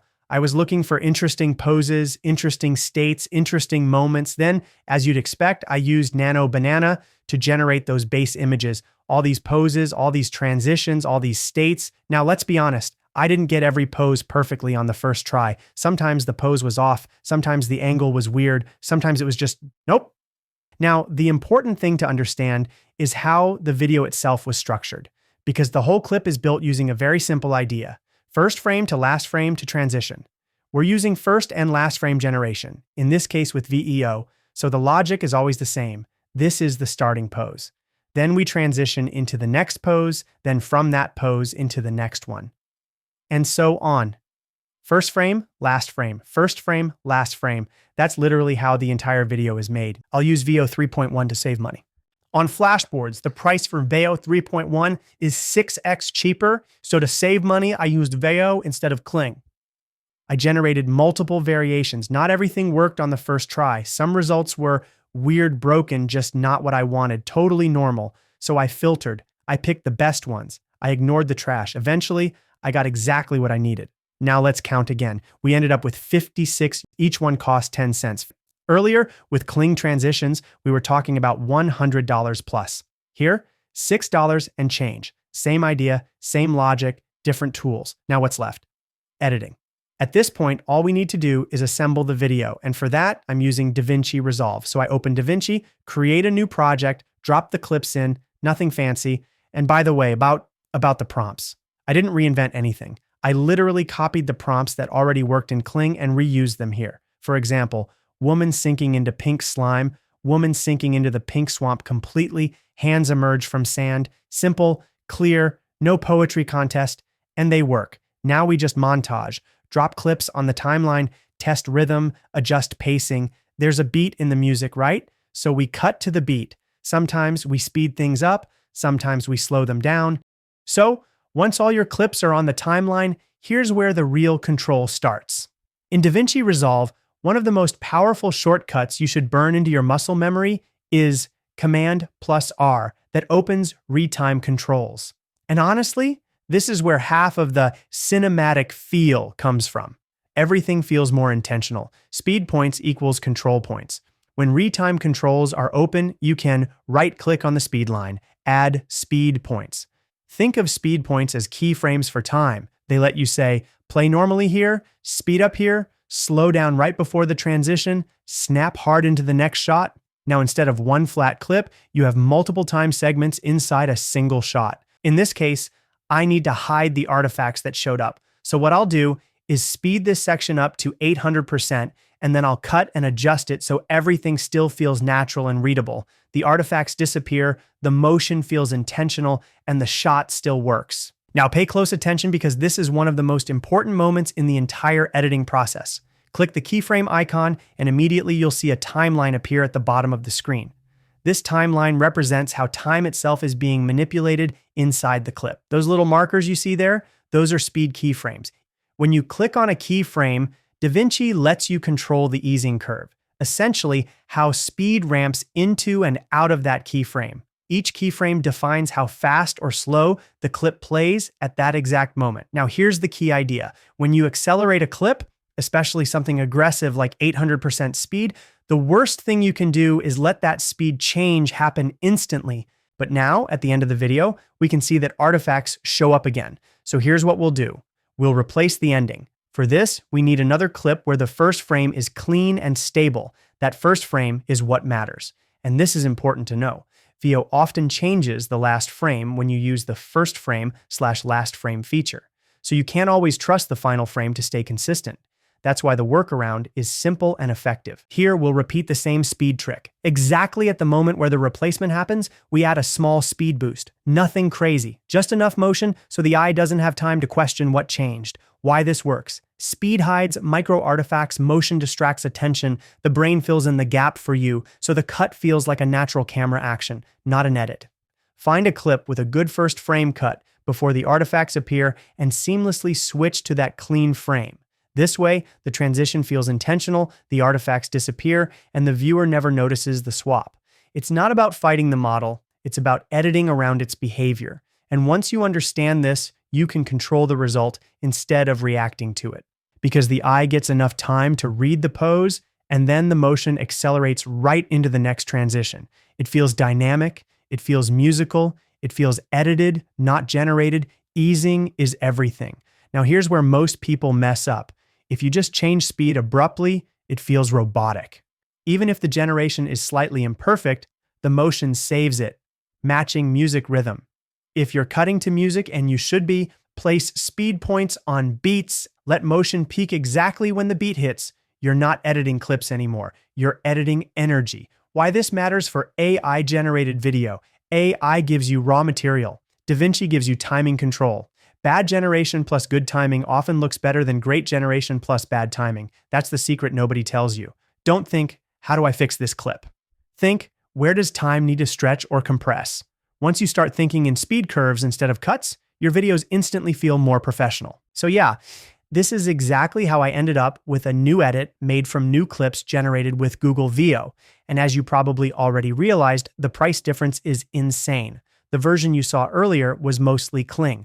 All the lip sync shots there were already VO. So in the new edit, I simply kept those lip sync parts untouched because they were already coming from Google VO anyway. What changed is everything else. Now we're looking at a version where the total cost is around $6 versus the Kling version, which cost about $115. Same idea, same storytelling, very similar visual impact, but a completely different budget. So yeah, let's watch 20 times cheaper version now.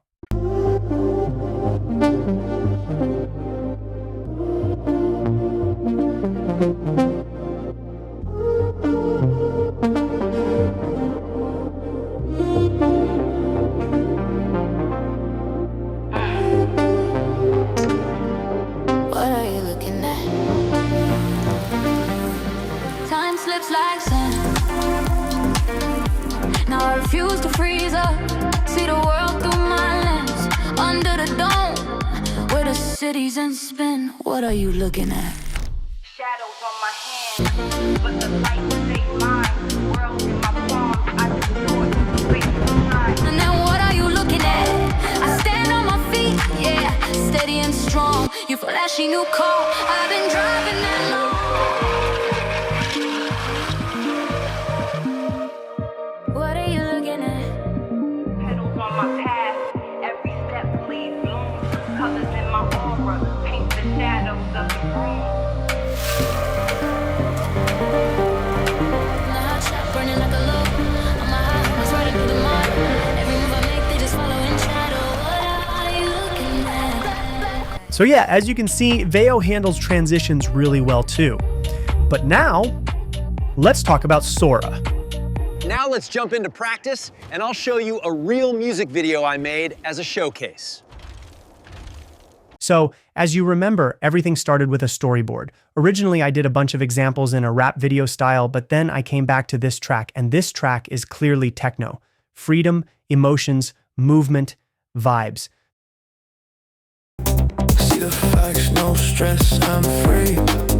No friends. So I thought, why not turn this into a Burning Man style story? The idea instantly clicked. Open space, desert energy, people, freedom, surreal visuals, and yes, I'm the main character, surrounded by festival people, dancers, chaos, beauty, and dust. Classic setup. Now, what did I actually do? First of all, I generated a lot of storyboards, like a lot, pure testing mode. Most of them were trash, some were meh. A few were, so I did what any sane person does. I filtered aggressively and kept only the good stuff. For the intro, I didn't want anything literal. I wanted it abstract, surreal, fragments of emotion. Something that feels like you're entering the experience, not watching a vlog. If for any reason you get an error saying that real people can't be generated, just use Nano Banana to turn them into a sketch first. In about 90% of cases, you won't even need to do this. Also, don't forget to add your own cameo in Sora and 4K storyboards. No upscaling headaches later. Sometimes I experimented with prompts that were basically just lists of effects, camera moves, distortions, light leaks, surreal transitions. I didn't abuse this, only used it when I wanted something visually spicy. Here's a useful trick. If you want to quickly test an idea, generate longer clips in like 25 seconds. 4 clips like that already give you about 1.5 minutes of material, enough to instantly understand, does this work or not? If yes, then you go back and regenerate clean 15-second shots properly. If not, congrats, you just saved time and money. Most of my prompts were super simple. Fashion, cinematic, music video, rare camera angles, interesting locations, no magic spells, just clear intent. From every generated video, I only took the best fragments. One clip gives you 1 or 2 usable moments. That's normal. In the edit, it looks like this. This shot from video A, that shot from video B, another from video C. You're basically harvesting highlights. Now, quick editing life hack in DaVinci. I drop the clip into the edit timeline, then use scene cut detection to automatically split it into shots. Instantly, I get clean chunks. Some are garbage, delete, some are gold, keep. For the intro, I grab only the strongest frames, and suddenly, instead of one random AI clip, I have a solid intro sequence. That's how the whole canvas was built. Intro to middle to party to daytime energy to light surreal moments to final DJ set. Surreal, but controlled. Stylish, not messy. For the ending, I decided I'd be playing the final set myself. Nice narrative closure. Prompt-wise, nothing crazy. Describe what's happening, then list camera effects. Some videos lost character consistency. Yeah, happens. But even then, you can steal individual shots that look amazing. And now the important part, pricing. I generated around 30 storyboards. From each, I picked the best results. I also upscaled the best shots and then converted them into illustrations. That's because I actually ran into a bug where generating real people was blocked. I ended up being in that unlucky 10%. But as you can see, even in cases like this, there's still a workaround. The lip sync workflow was actually very straightforward. No black magic, no secret sauce. First, I simply grabbed a clean frame directly from the video inside DaVinci. not from the original image generation, not from some separate export, straight from the final clip. Why this matters? This guarantees perfect visual continuity. Same lighting, same angle, same character, same moment in time. Then I exported that frame as a still image. At this stage, the frame is usually a bit soft, motion blur, compression, AI noise, all that fun stuff, totally normal. So the next step is upscaling with Nano Banana. This is where the image really comes back to life. Cleaner skin, sharper facial features, restored micro details, no plastic AI face. I don't go crazy with resolution here. 1K or standard HD is more than enough. The goal is clarity, not over sharpening. Once I have a clean, upscaled still, I send that image straight into Google VO. And now VO has the perfect input: high quality face stable pose, consistent character identity. From there, I generate the lip sync video on top of that frame. The prompt is simple. Describe the mood, energy, emotion, and then paste the exact spoken text. That's it. No need to regenerate the whole shot. No need to fight artifacts. No need to re-roll expensive video generations. If the lip sync needs adjustment, I fix it in DaVinci, not in the model. Slight retiming, micro speed changes, easing with optical flow. This approach gives you maximum control, minimal cost, consistent character look, and most importantly, it's production ready. Once you understand this loop, you can apply lip sync to any AI video, even ones that were never designed for talking in the first place. That's the real power move. With optical flow or speed warp, even 24 frames per second holds up nicely. For dancing shots, same logic. Grab frame to upscale to VO to dance. Nothing supernatural. Now let's talk numbers. Total, approximately $14.50. That's it. $14.50 for a full, stylized, cinematic music video pipeline. And now, let's just watch the final video.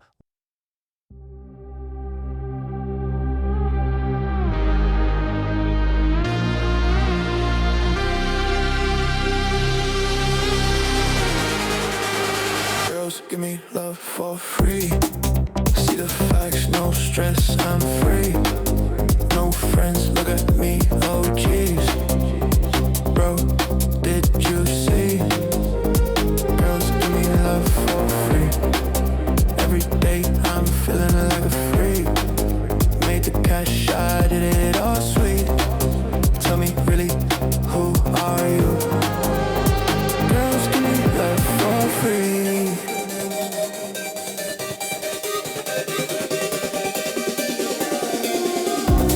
I can't go until I straight off all the money. Every day I got another epiphany. Flying super high, I never fear gravity. Always on a vibe and that just means that I am free. I can't go until I straight off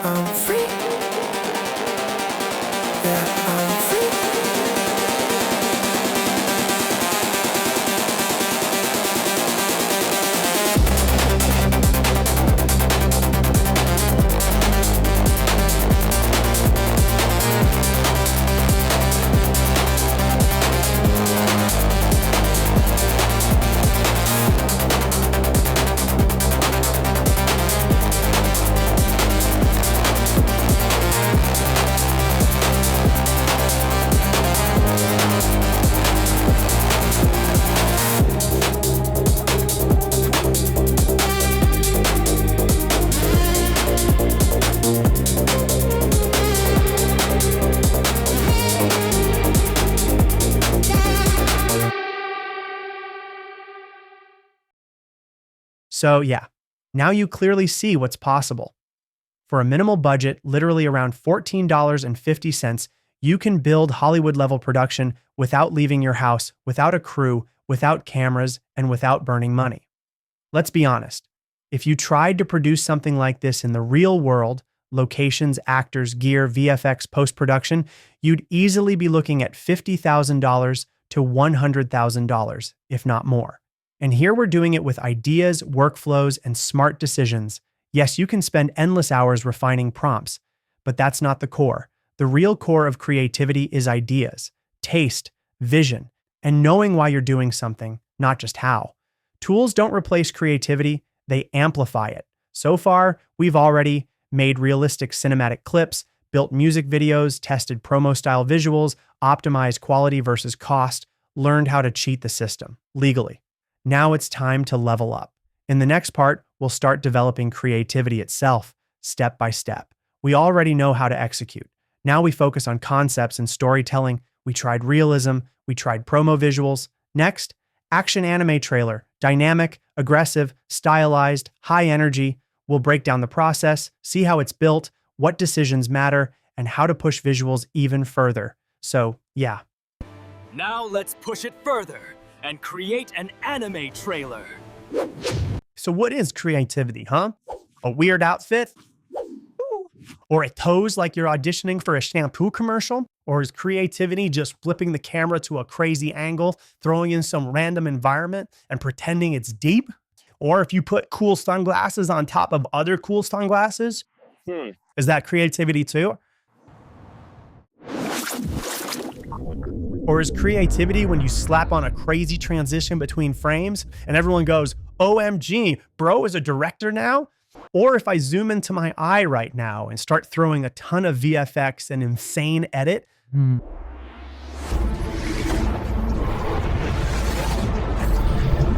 Or is creativity when you make it super dramatic, like these glasses teleport you into a new dimension, and now you finally see reality?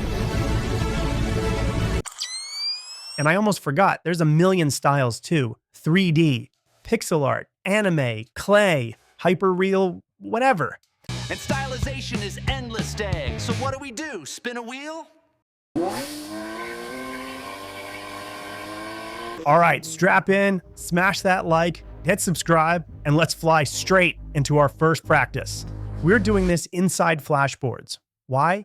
Because it's faster, cheaper, and way cooler.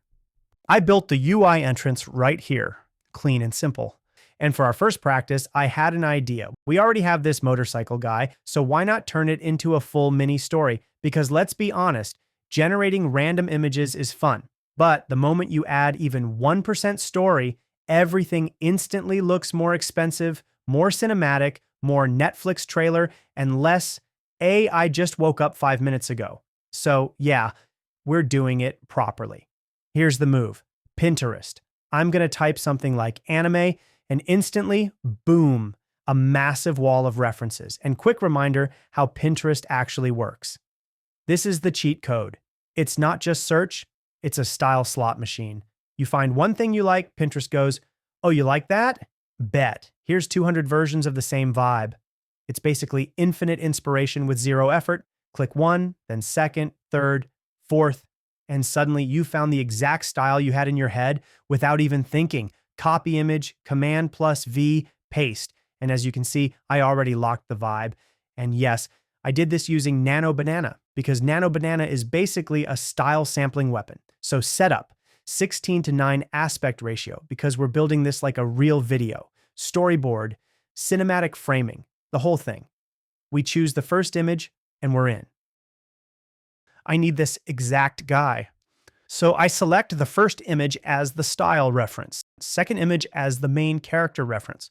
And now we go. First image, second image, hit generate, and now we watch what comes out. And here's a pro tip. If your budget allows it, generate 2 outputs, or 3, or 4. Because if you generate only one, you're basically gambling. Sometimes AI nails it first try. And sometimes it gives you something cursed, broken face, weird hands, cinematic, but in a medical documentary kind of way. Now the cool part, if you double click the image and hit info, you can see the exact prompt that was used. And it literally says, make man in first image riding motorbike as woman in second image. Simple, clean. That's exactly what I wrote, and that's the result. But we're not stopping here, because the first output is never the final. Next step, I start experimenting. Poses, camera angles, framing, energy. I found another variation. Same concept, same style, same character. The pose and vibe feel way more alive. And here's where it gets fun. At this point, I thought, okay, I have the guy, but a solo biker scene is not enough. We needed more tension, more contrast, more story, because right now it was like cool visuals, zero drama. So I thought, let's give this guy a partner, someone to bounce off, someone to save, someone to scream and boom, and simple plot unlocked. The guy saves a girl, works every time. Hollywood built an empire on this. I pushed the camera harder too, closer shots, extreme close-ups, but then I was like, hold up, what if we add a third character, like a girl with a machine gun? So because every good story gets 10 times better when someone shows up and starts spraying bullets like it's an action trailer. And of course, she has to be shooting at some ridiculously brutal supervillain. We basically built a little mini script, kind of a classic hero's journey template. And quick tip, generate your Nano Banana images in 1K first, because it only takes 15 to 30 seconds. You'll find the right variation way faster, and then just upscale it to 2K or 4K using the same Nano Banana. Once you lock the style and the main look, you're basically free. Now you can start messing with everything: camera, lighting, environments, outfits, hairstyles, even the vibe. And with Nano Banana, this is stupid easy. It's literally just find a reference, steal the vibe, repeat. You want better lighting? Grab a lighting reference. You want a different camera feel? Grab a camera reference. Next, I built the story, again, using Nano Banana.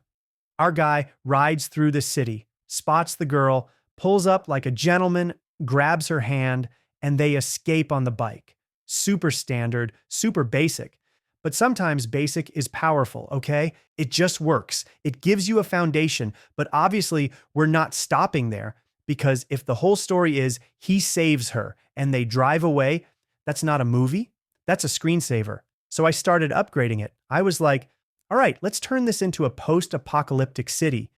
And now the story actually has tension, because the real question becomes, saving her from what? We needed something that actually forces action, like a real reason to run. And that's when I said, okay, let's add zombies, but not boring, classic zombies. Nah, because regular zombies are scary, but robo-zombies are basically AI slop in physical form.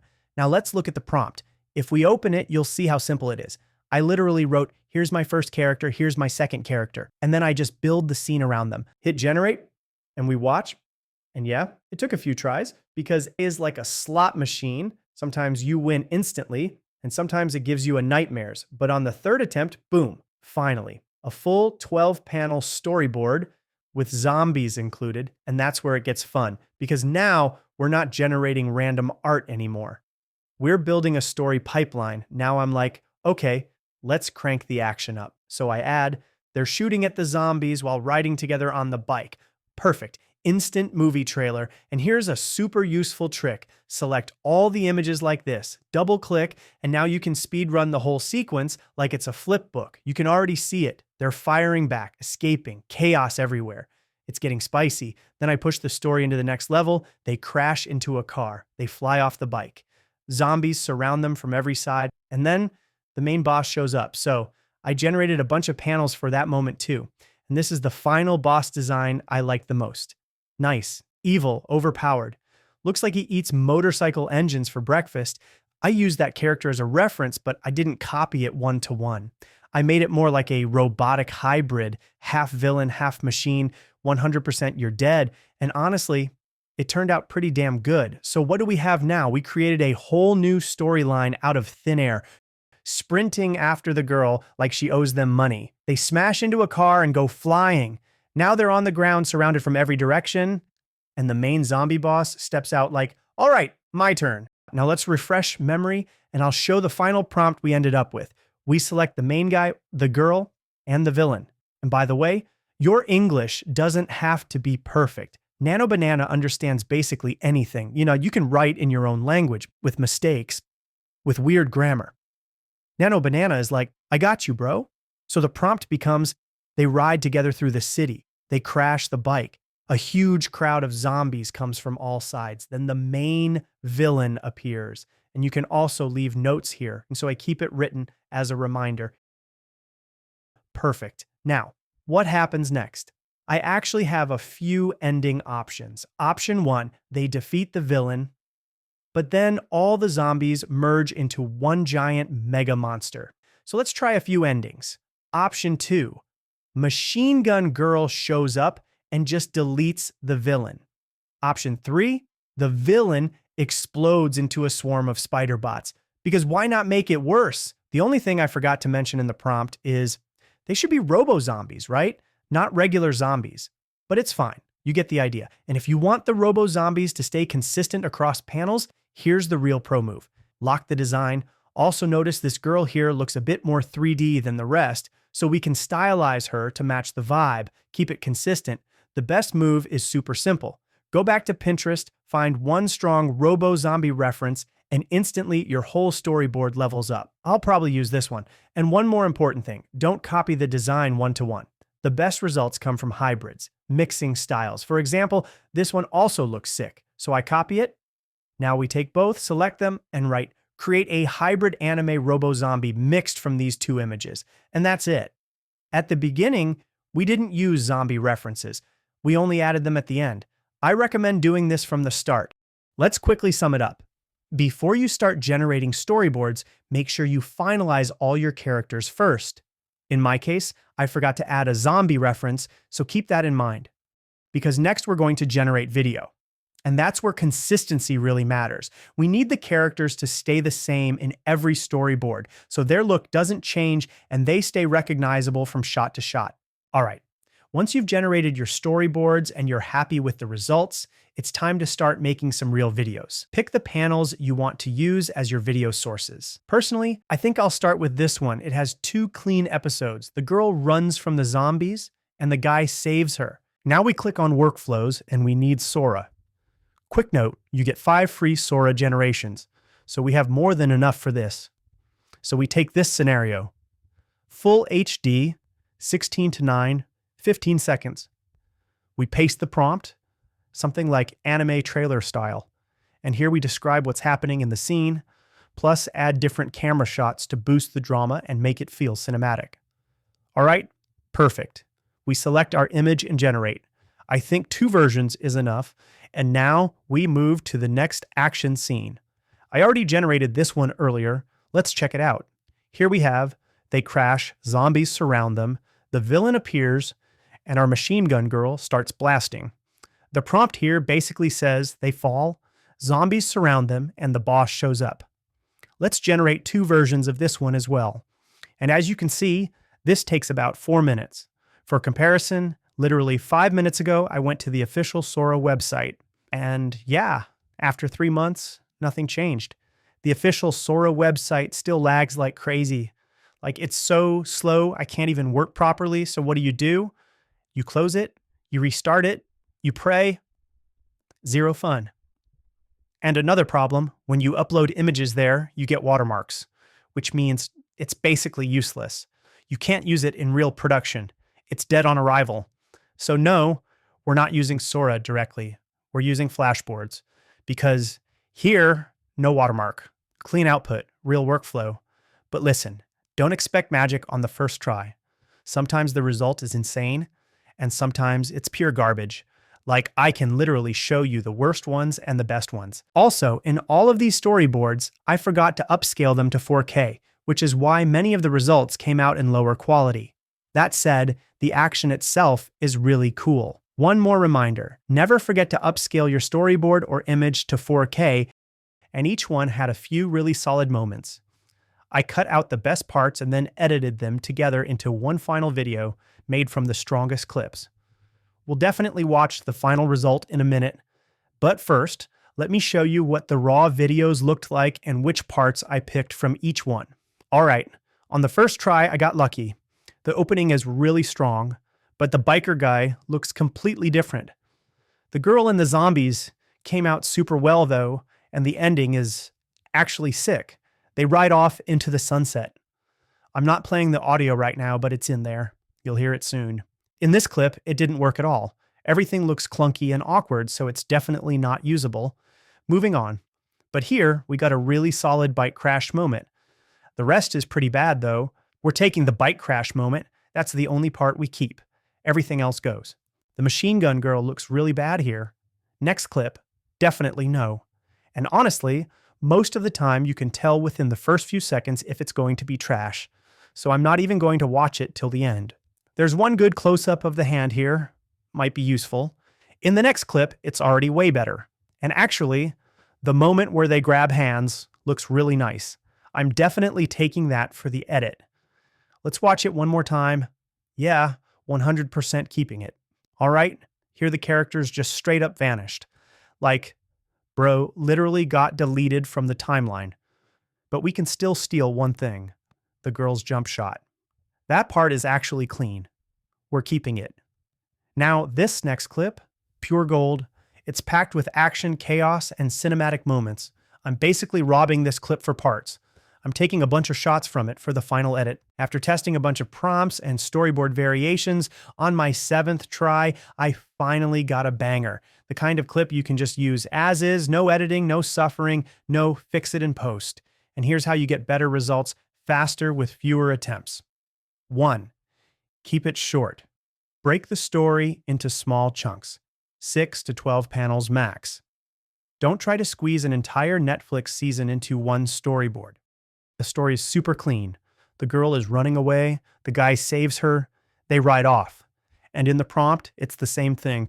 Plus I added that they're shooting while escaping. Quick Nano Banana storyboard tip. Generate in 1K first to iterate fast. Then once you like the sequence, add a few close-ups of the characters. You can even drop them right on top of the existing storyboard. That way, when you generate videos in Sora, it keeps the character faces way more consistent. When you add the close-ups, you can switch to 2K. That way, your whole storyboard instantly gets upgraded. Cleaner details, better faces, and a more final look. Here you can see the prompt. It's super simple. And this is the result I got. Also, if you want to compare before versus after, select 2 images, and double-click, you can compare before versus after. The first one is 1K, and after we added the close-ups, you'll see the faces look way better. And the overall quality improves too. After that, you can generate the video using Sora. And one more useful feature, sometimes you get lost in the chaos of all these images and videos. So to find your latest files, just go to Files. You'll see everything there. Double-click any file and it will jump you straight to where it was generated. All right, let's watch the first part of our trailer. This is where the story really starts to come alive.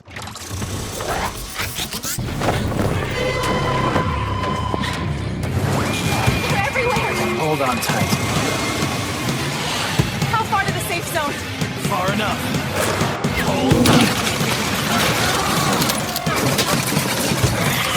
Then we end it before that happens. We're out of time, Ken. Good thing I'm fast. Not bad, right? But let's level it up. Because honestly, I still don't feel that I need to see this in a movie theater hype yet.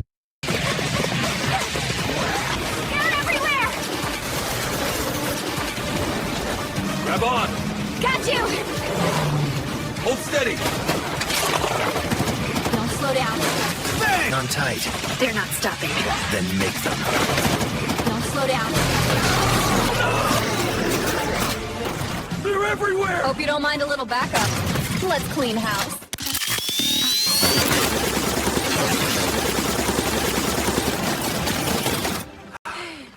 It's over. At least for now. What is that? They're multiplying. When the machine breaks, the war begins. Fast. This is the best anime I've ever seen. Yeah. Yeah. Definitely. I think we could have used your machine gun a bit more. As you wish.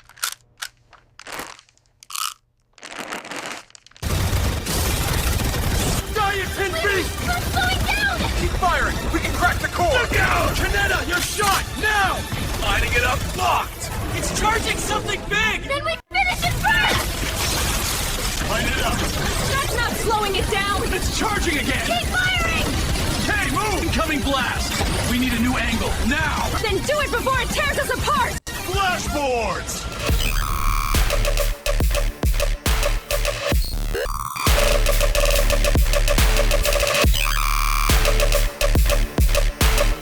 Hell yeah, this one finally slaps. It looks legit, cinematic, and actually feels like something you'd want to keep watching.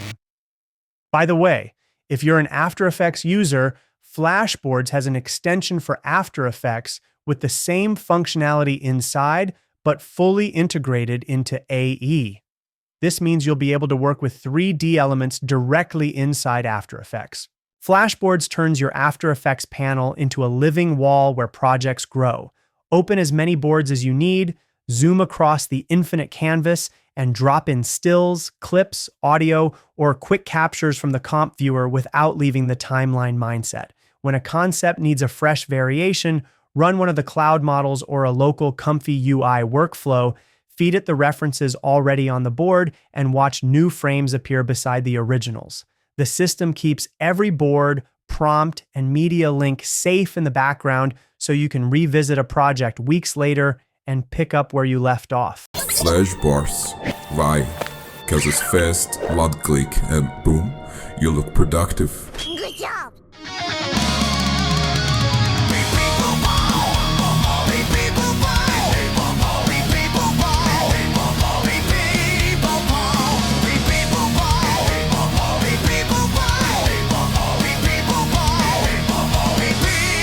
By the way, all the UI elements in the promo were created using VO, along with the character animations.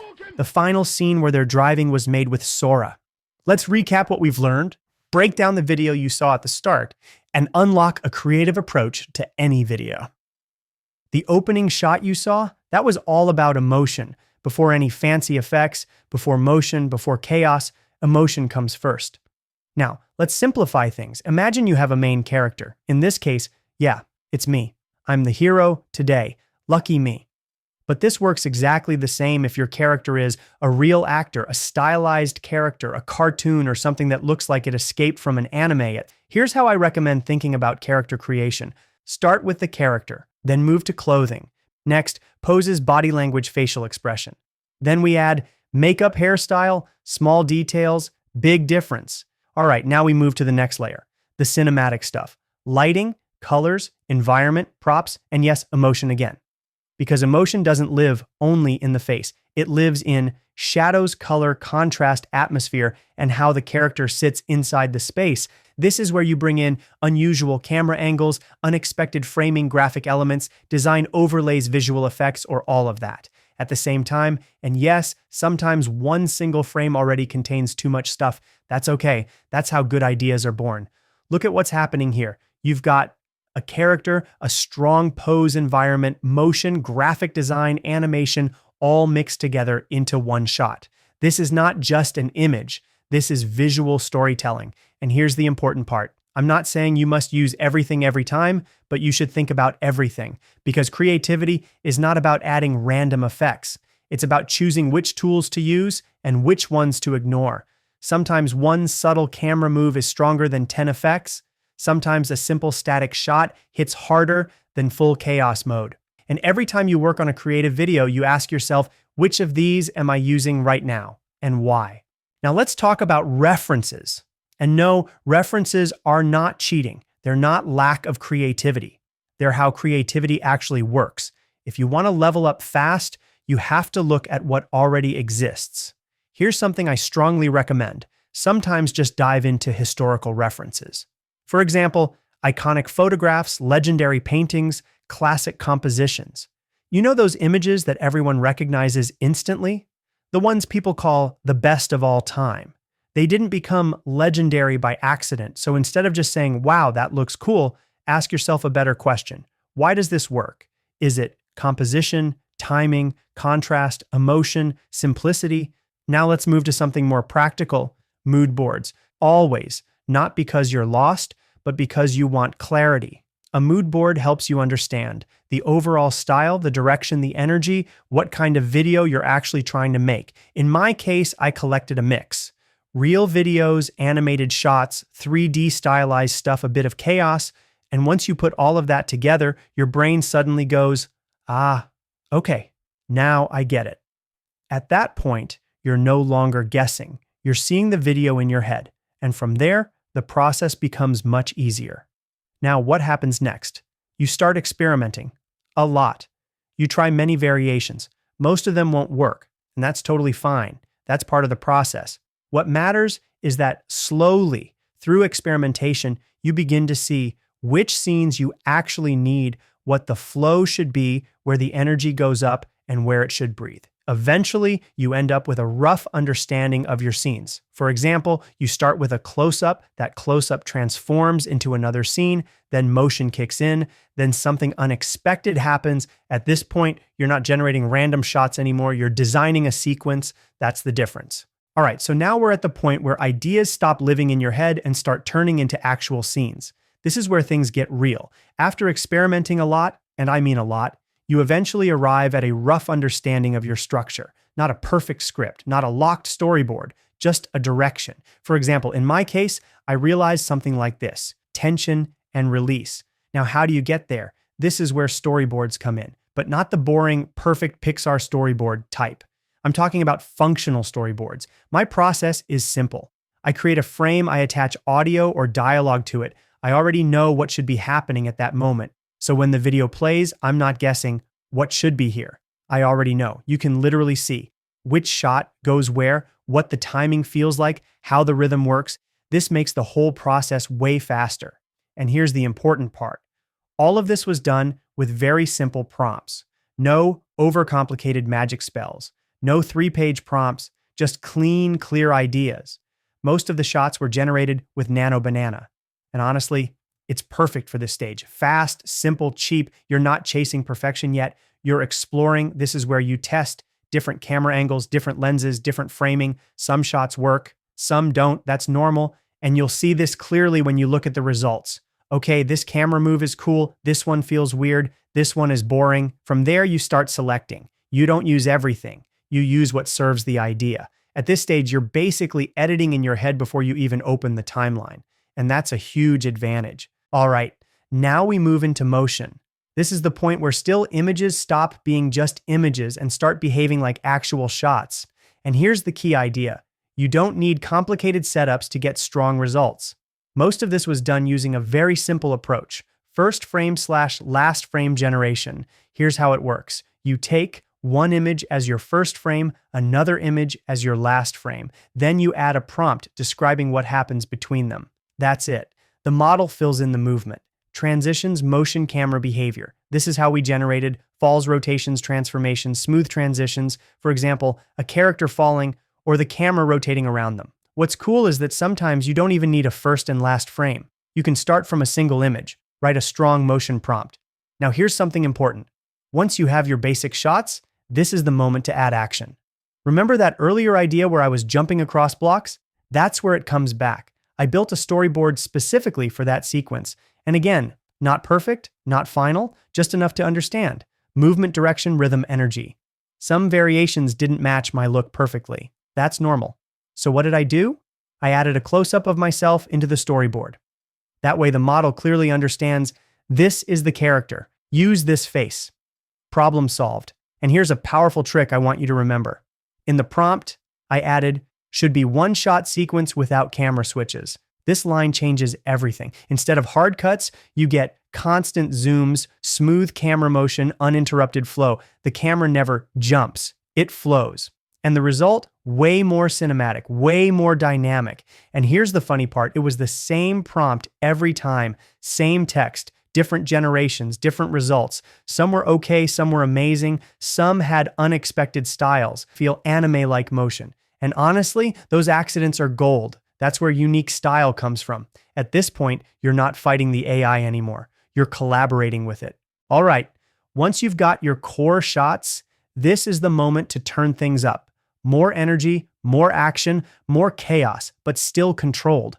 For the action part, I built a separate storyboard. Same logic as before. Clear sequence, clear direction, no overthinking. I started adding ninjas into the storyboard because why not? More characters equals more motion equals more energy. First version, a few ninjas. Second version, more ninjas. Third version, okay, now it's a party. And again, same approach. I'm not locking myself into one perfect version. I generate a lot, then I choose. Now here's the important part.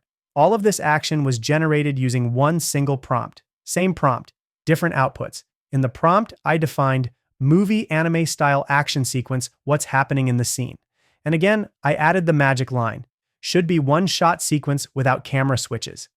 This keeps the camera alive, zooming, pulling back, pushing, and rotating, no cuts, no hard switches, just flow. And that flow gives you insane dynamics. Some generations turned into full-on fight scenes. Others felt more cinematic. Some were wild, perfect, because now you have options. You don't need to use everything. You cherry pick the best moments. At this stage, quantity is your friend. Quality comes from selection. All right, now we're inside DaVinci Resolve. This is where everything finally comes together. Up until this point, we were generating, experimenting, collecting shots. Now we're editing. And editing is not about fancy effects. It's about rhythm. First thing you'll notice, I keep everything in one place. All the generated clips, all the variations, all the weird experiments, nothing is deleted yet. Because sometimes the shot you didn't like yesterday suddenly becomes perfect today. I start with a base layer. They give me a strong foundation. Sometimes your video is already good, the motion works, the rhythm is there, the timing feels right. You don't want to replace it, you want to amplify it. That's exactly where this workflow shines. What camera movement actually gives you, it lets you keep the same character performance, the same body language, the same camera movement, and on top of that, you add a new visual style, a different texture, another aesthetic layer, same movement, more flavor. You can think of it like the same beat, different sound design, or same scene, different art direction, how the workflow works. You start with a base video. This video already defines how the character moves, how the camera moves, the overall rhythm. Then you take one frame from that video, just one. This frame becomes your style reference. You restyle that frame using Nano Banana, change lighting, change materials, change visual language. Once you like the look, that becomes your character image. Now you plug it into the camera movement workflow. Reference video to controls motion character image to controls style. Camera movement blends them. Result: same motion, same camera behavior, new visual identity. Why this is perfect for dynamic edits. This is especially powerful when shots or shortcuts are fast, energy is high. You can take the same shot and stack multiple stylistic versions of it. Realistic, stylized, graphic abstract, then cut between them. The motion stays consistent, but the visual language keeps changing. That creates rhythm, and rhythm is everything. Cost and practicality. Another big advantage, this workflow is open source. If you run it in the cloud, you only pay for compute. Either way, it's much cheaper than generating everything from scratch with heavy models. So for fast-paced sequences, this is a no-brainer. When to use it? Use camera movement when you want. More visual punch, more variation, more tempo, not to fix mistakes, but to push the style further. At some point, instead of generating full videos, I switched to something much faster. I work with face collages. The idea is simple. I generate or collect several separate images, usually close-ups or portraits, different angles, different expressions, different moods. Then I combine them into a single collage, nothing fancy, just a grid of faces. For example, I find a reference collage on Pinterest, something with a strong style or mood. Then, using Nano Banana, I simply ask, make this image in the style of the second image. Here's one small but important moment. If you look closely at this shot, pay attention to the sleeve. I took a base video where the character is moving, then I changed the style using Nano Banana and ran it through the camera movement workflow. And you can see that the sleeve movement stays the same. The arm moves and the sleeve reacts naturally. That's the key thing. Camera movement doesn't just copy the look, it keeps the original motion. Body movement, camera movement, small details like clothes. And the funny thing is, the prompts are extremely simple. For example, one of them was literally, man melts and falls to the floor like slime. That's it. No overthinking. Then, instead of regenerating everything from scratch, I take that result and push it further using Nano Banana, zoom and change style, exaggerate texture, same motion, different feeling, again, style layering. This is a recurring theme. Then camera movement comes back into play. I take the same shot and swap the style once, swap it again, stack variations, and suddenly one simple idea turns into multiple dynamic beats. You don't need 10 different scenes. You need one strong one and smart variation. There's one more thing I want to point out. Video acceleration. I use speed-ups a lot in this project. Not as an effect, not as a trick, but as a tool. Some shots here are accelerated really hard. Sometimes 5 times, sometimes 10 times, sometimes even more. And then suddenly they snap back to normal speed. Why do I do this? First, rhythm. Fast motion creates tension. Normal speed creates a release. That contrast keeps the viewer engaged. Second, imperfections. When you speed up a shot, small problems stop being noticeable. Tiny shakes, small glitches, slightly weird motion.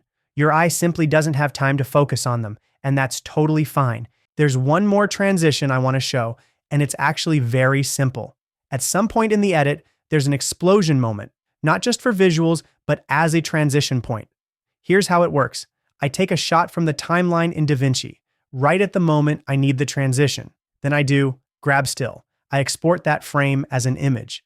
That image becomes the bridge. After that, I take this exact frame and feed it into VEO. I use it as a starting point to generate the next shot. So visually, it feels like one scene explodes, and out of that explosion, the next scene is born. In fast-paced videos, you don't want the viewer to analyze the frame. You want them to feel it. Another reason is realism. When something falls, jumps, or moves suddenly, real life is not smooth. Acceleration makes these moments feel more natural, not less. In some places, I don't even smooth the speed ramps, they're rough, but that roughness actually helps. It feels more raw, more physical. I also use acceleration selectively, not everywhere, only where it adds energy or helps the cut. Sometimes I accelerate only a part of the clip, for example, the falling moment, and leave the rest untouched. In a few shots, the acceleration is extreme, almost aggressive. That's intentional. It breaks the rhythm and wakes the viewer up.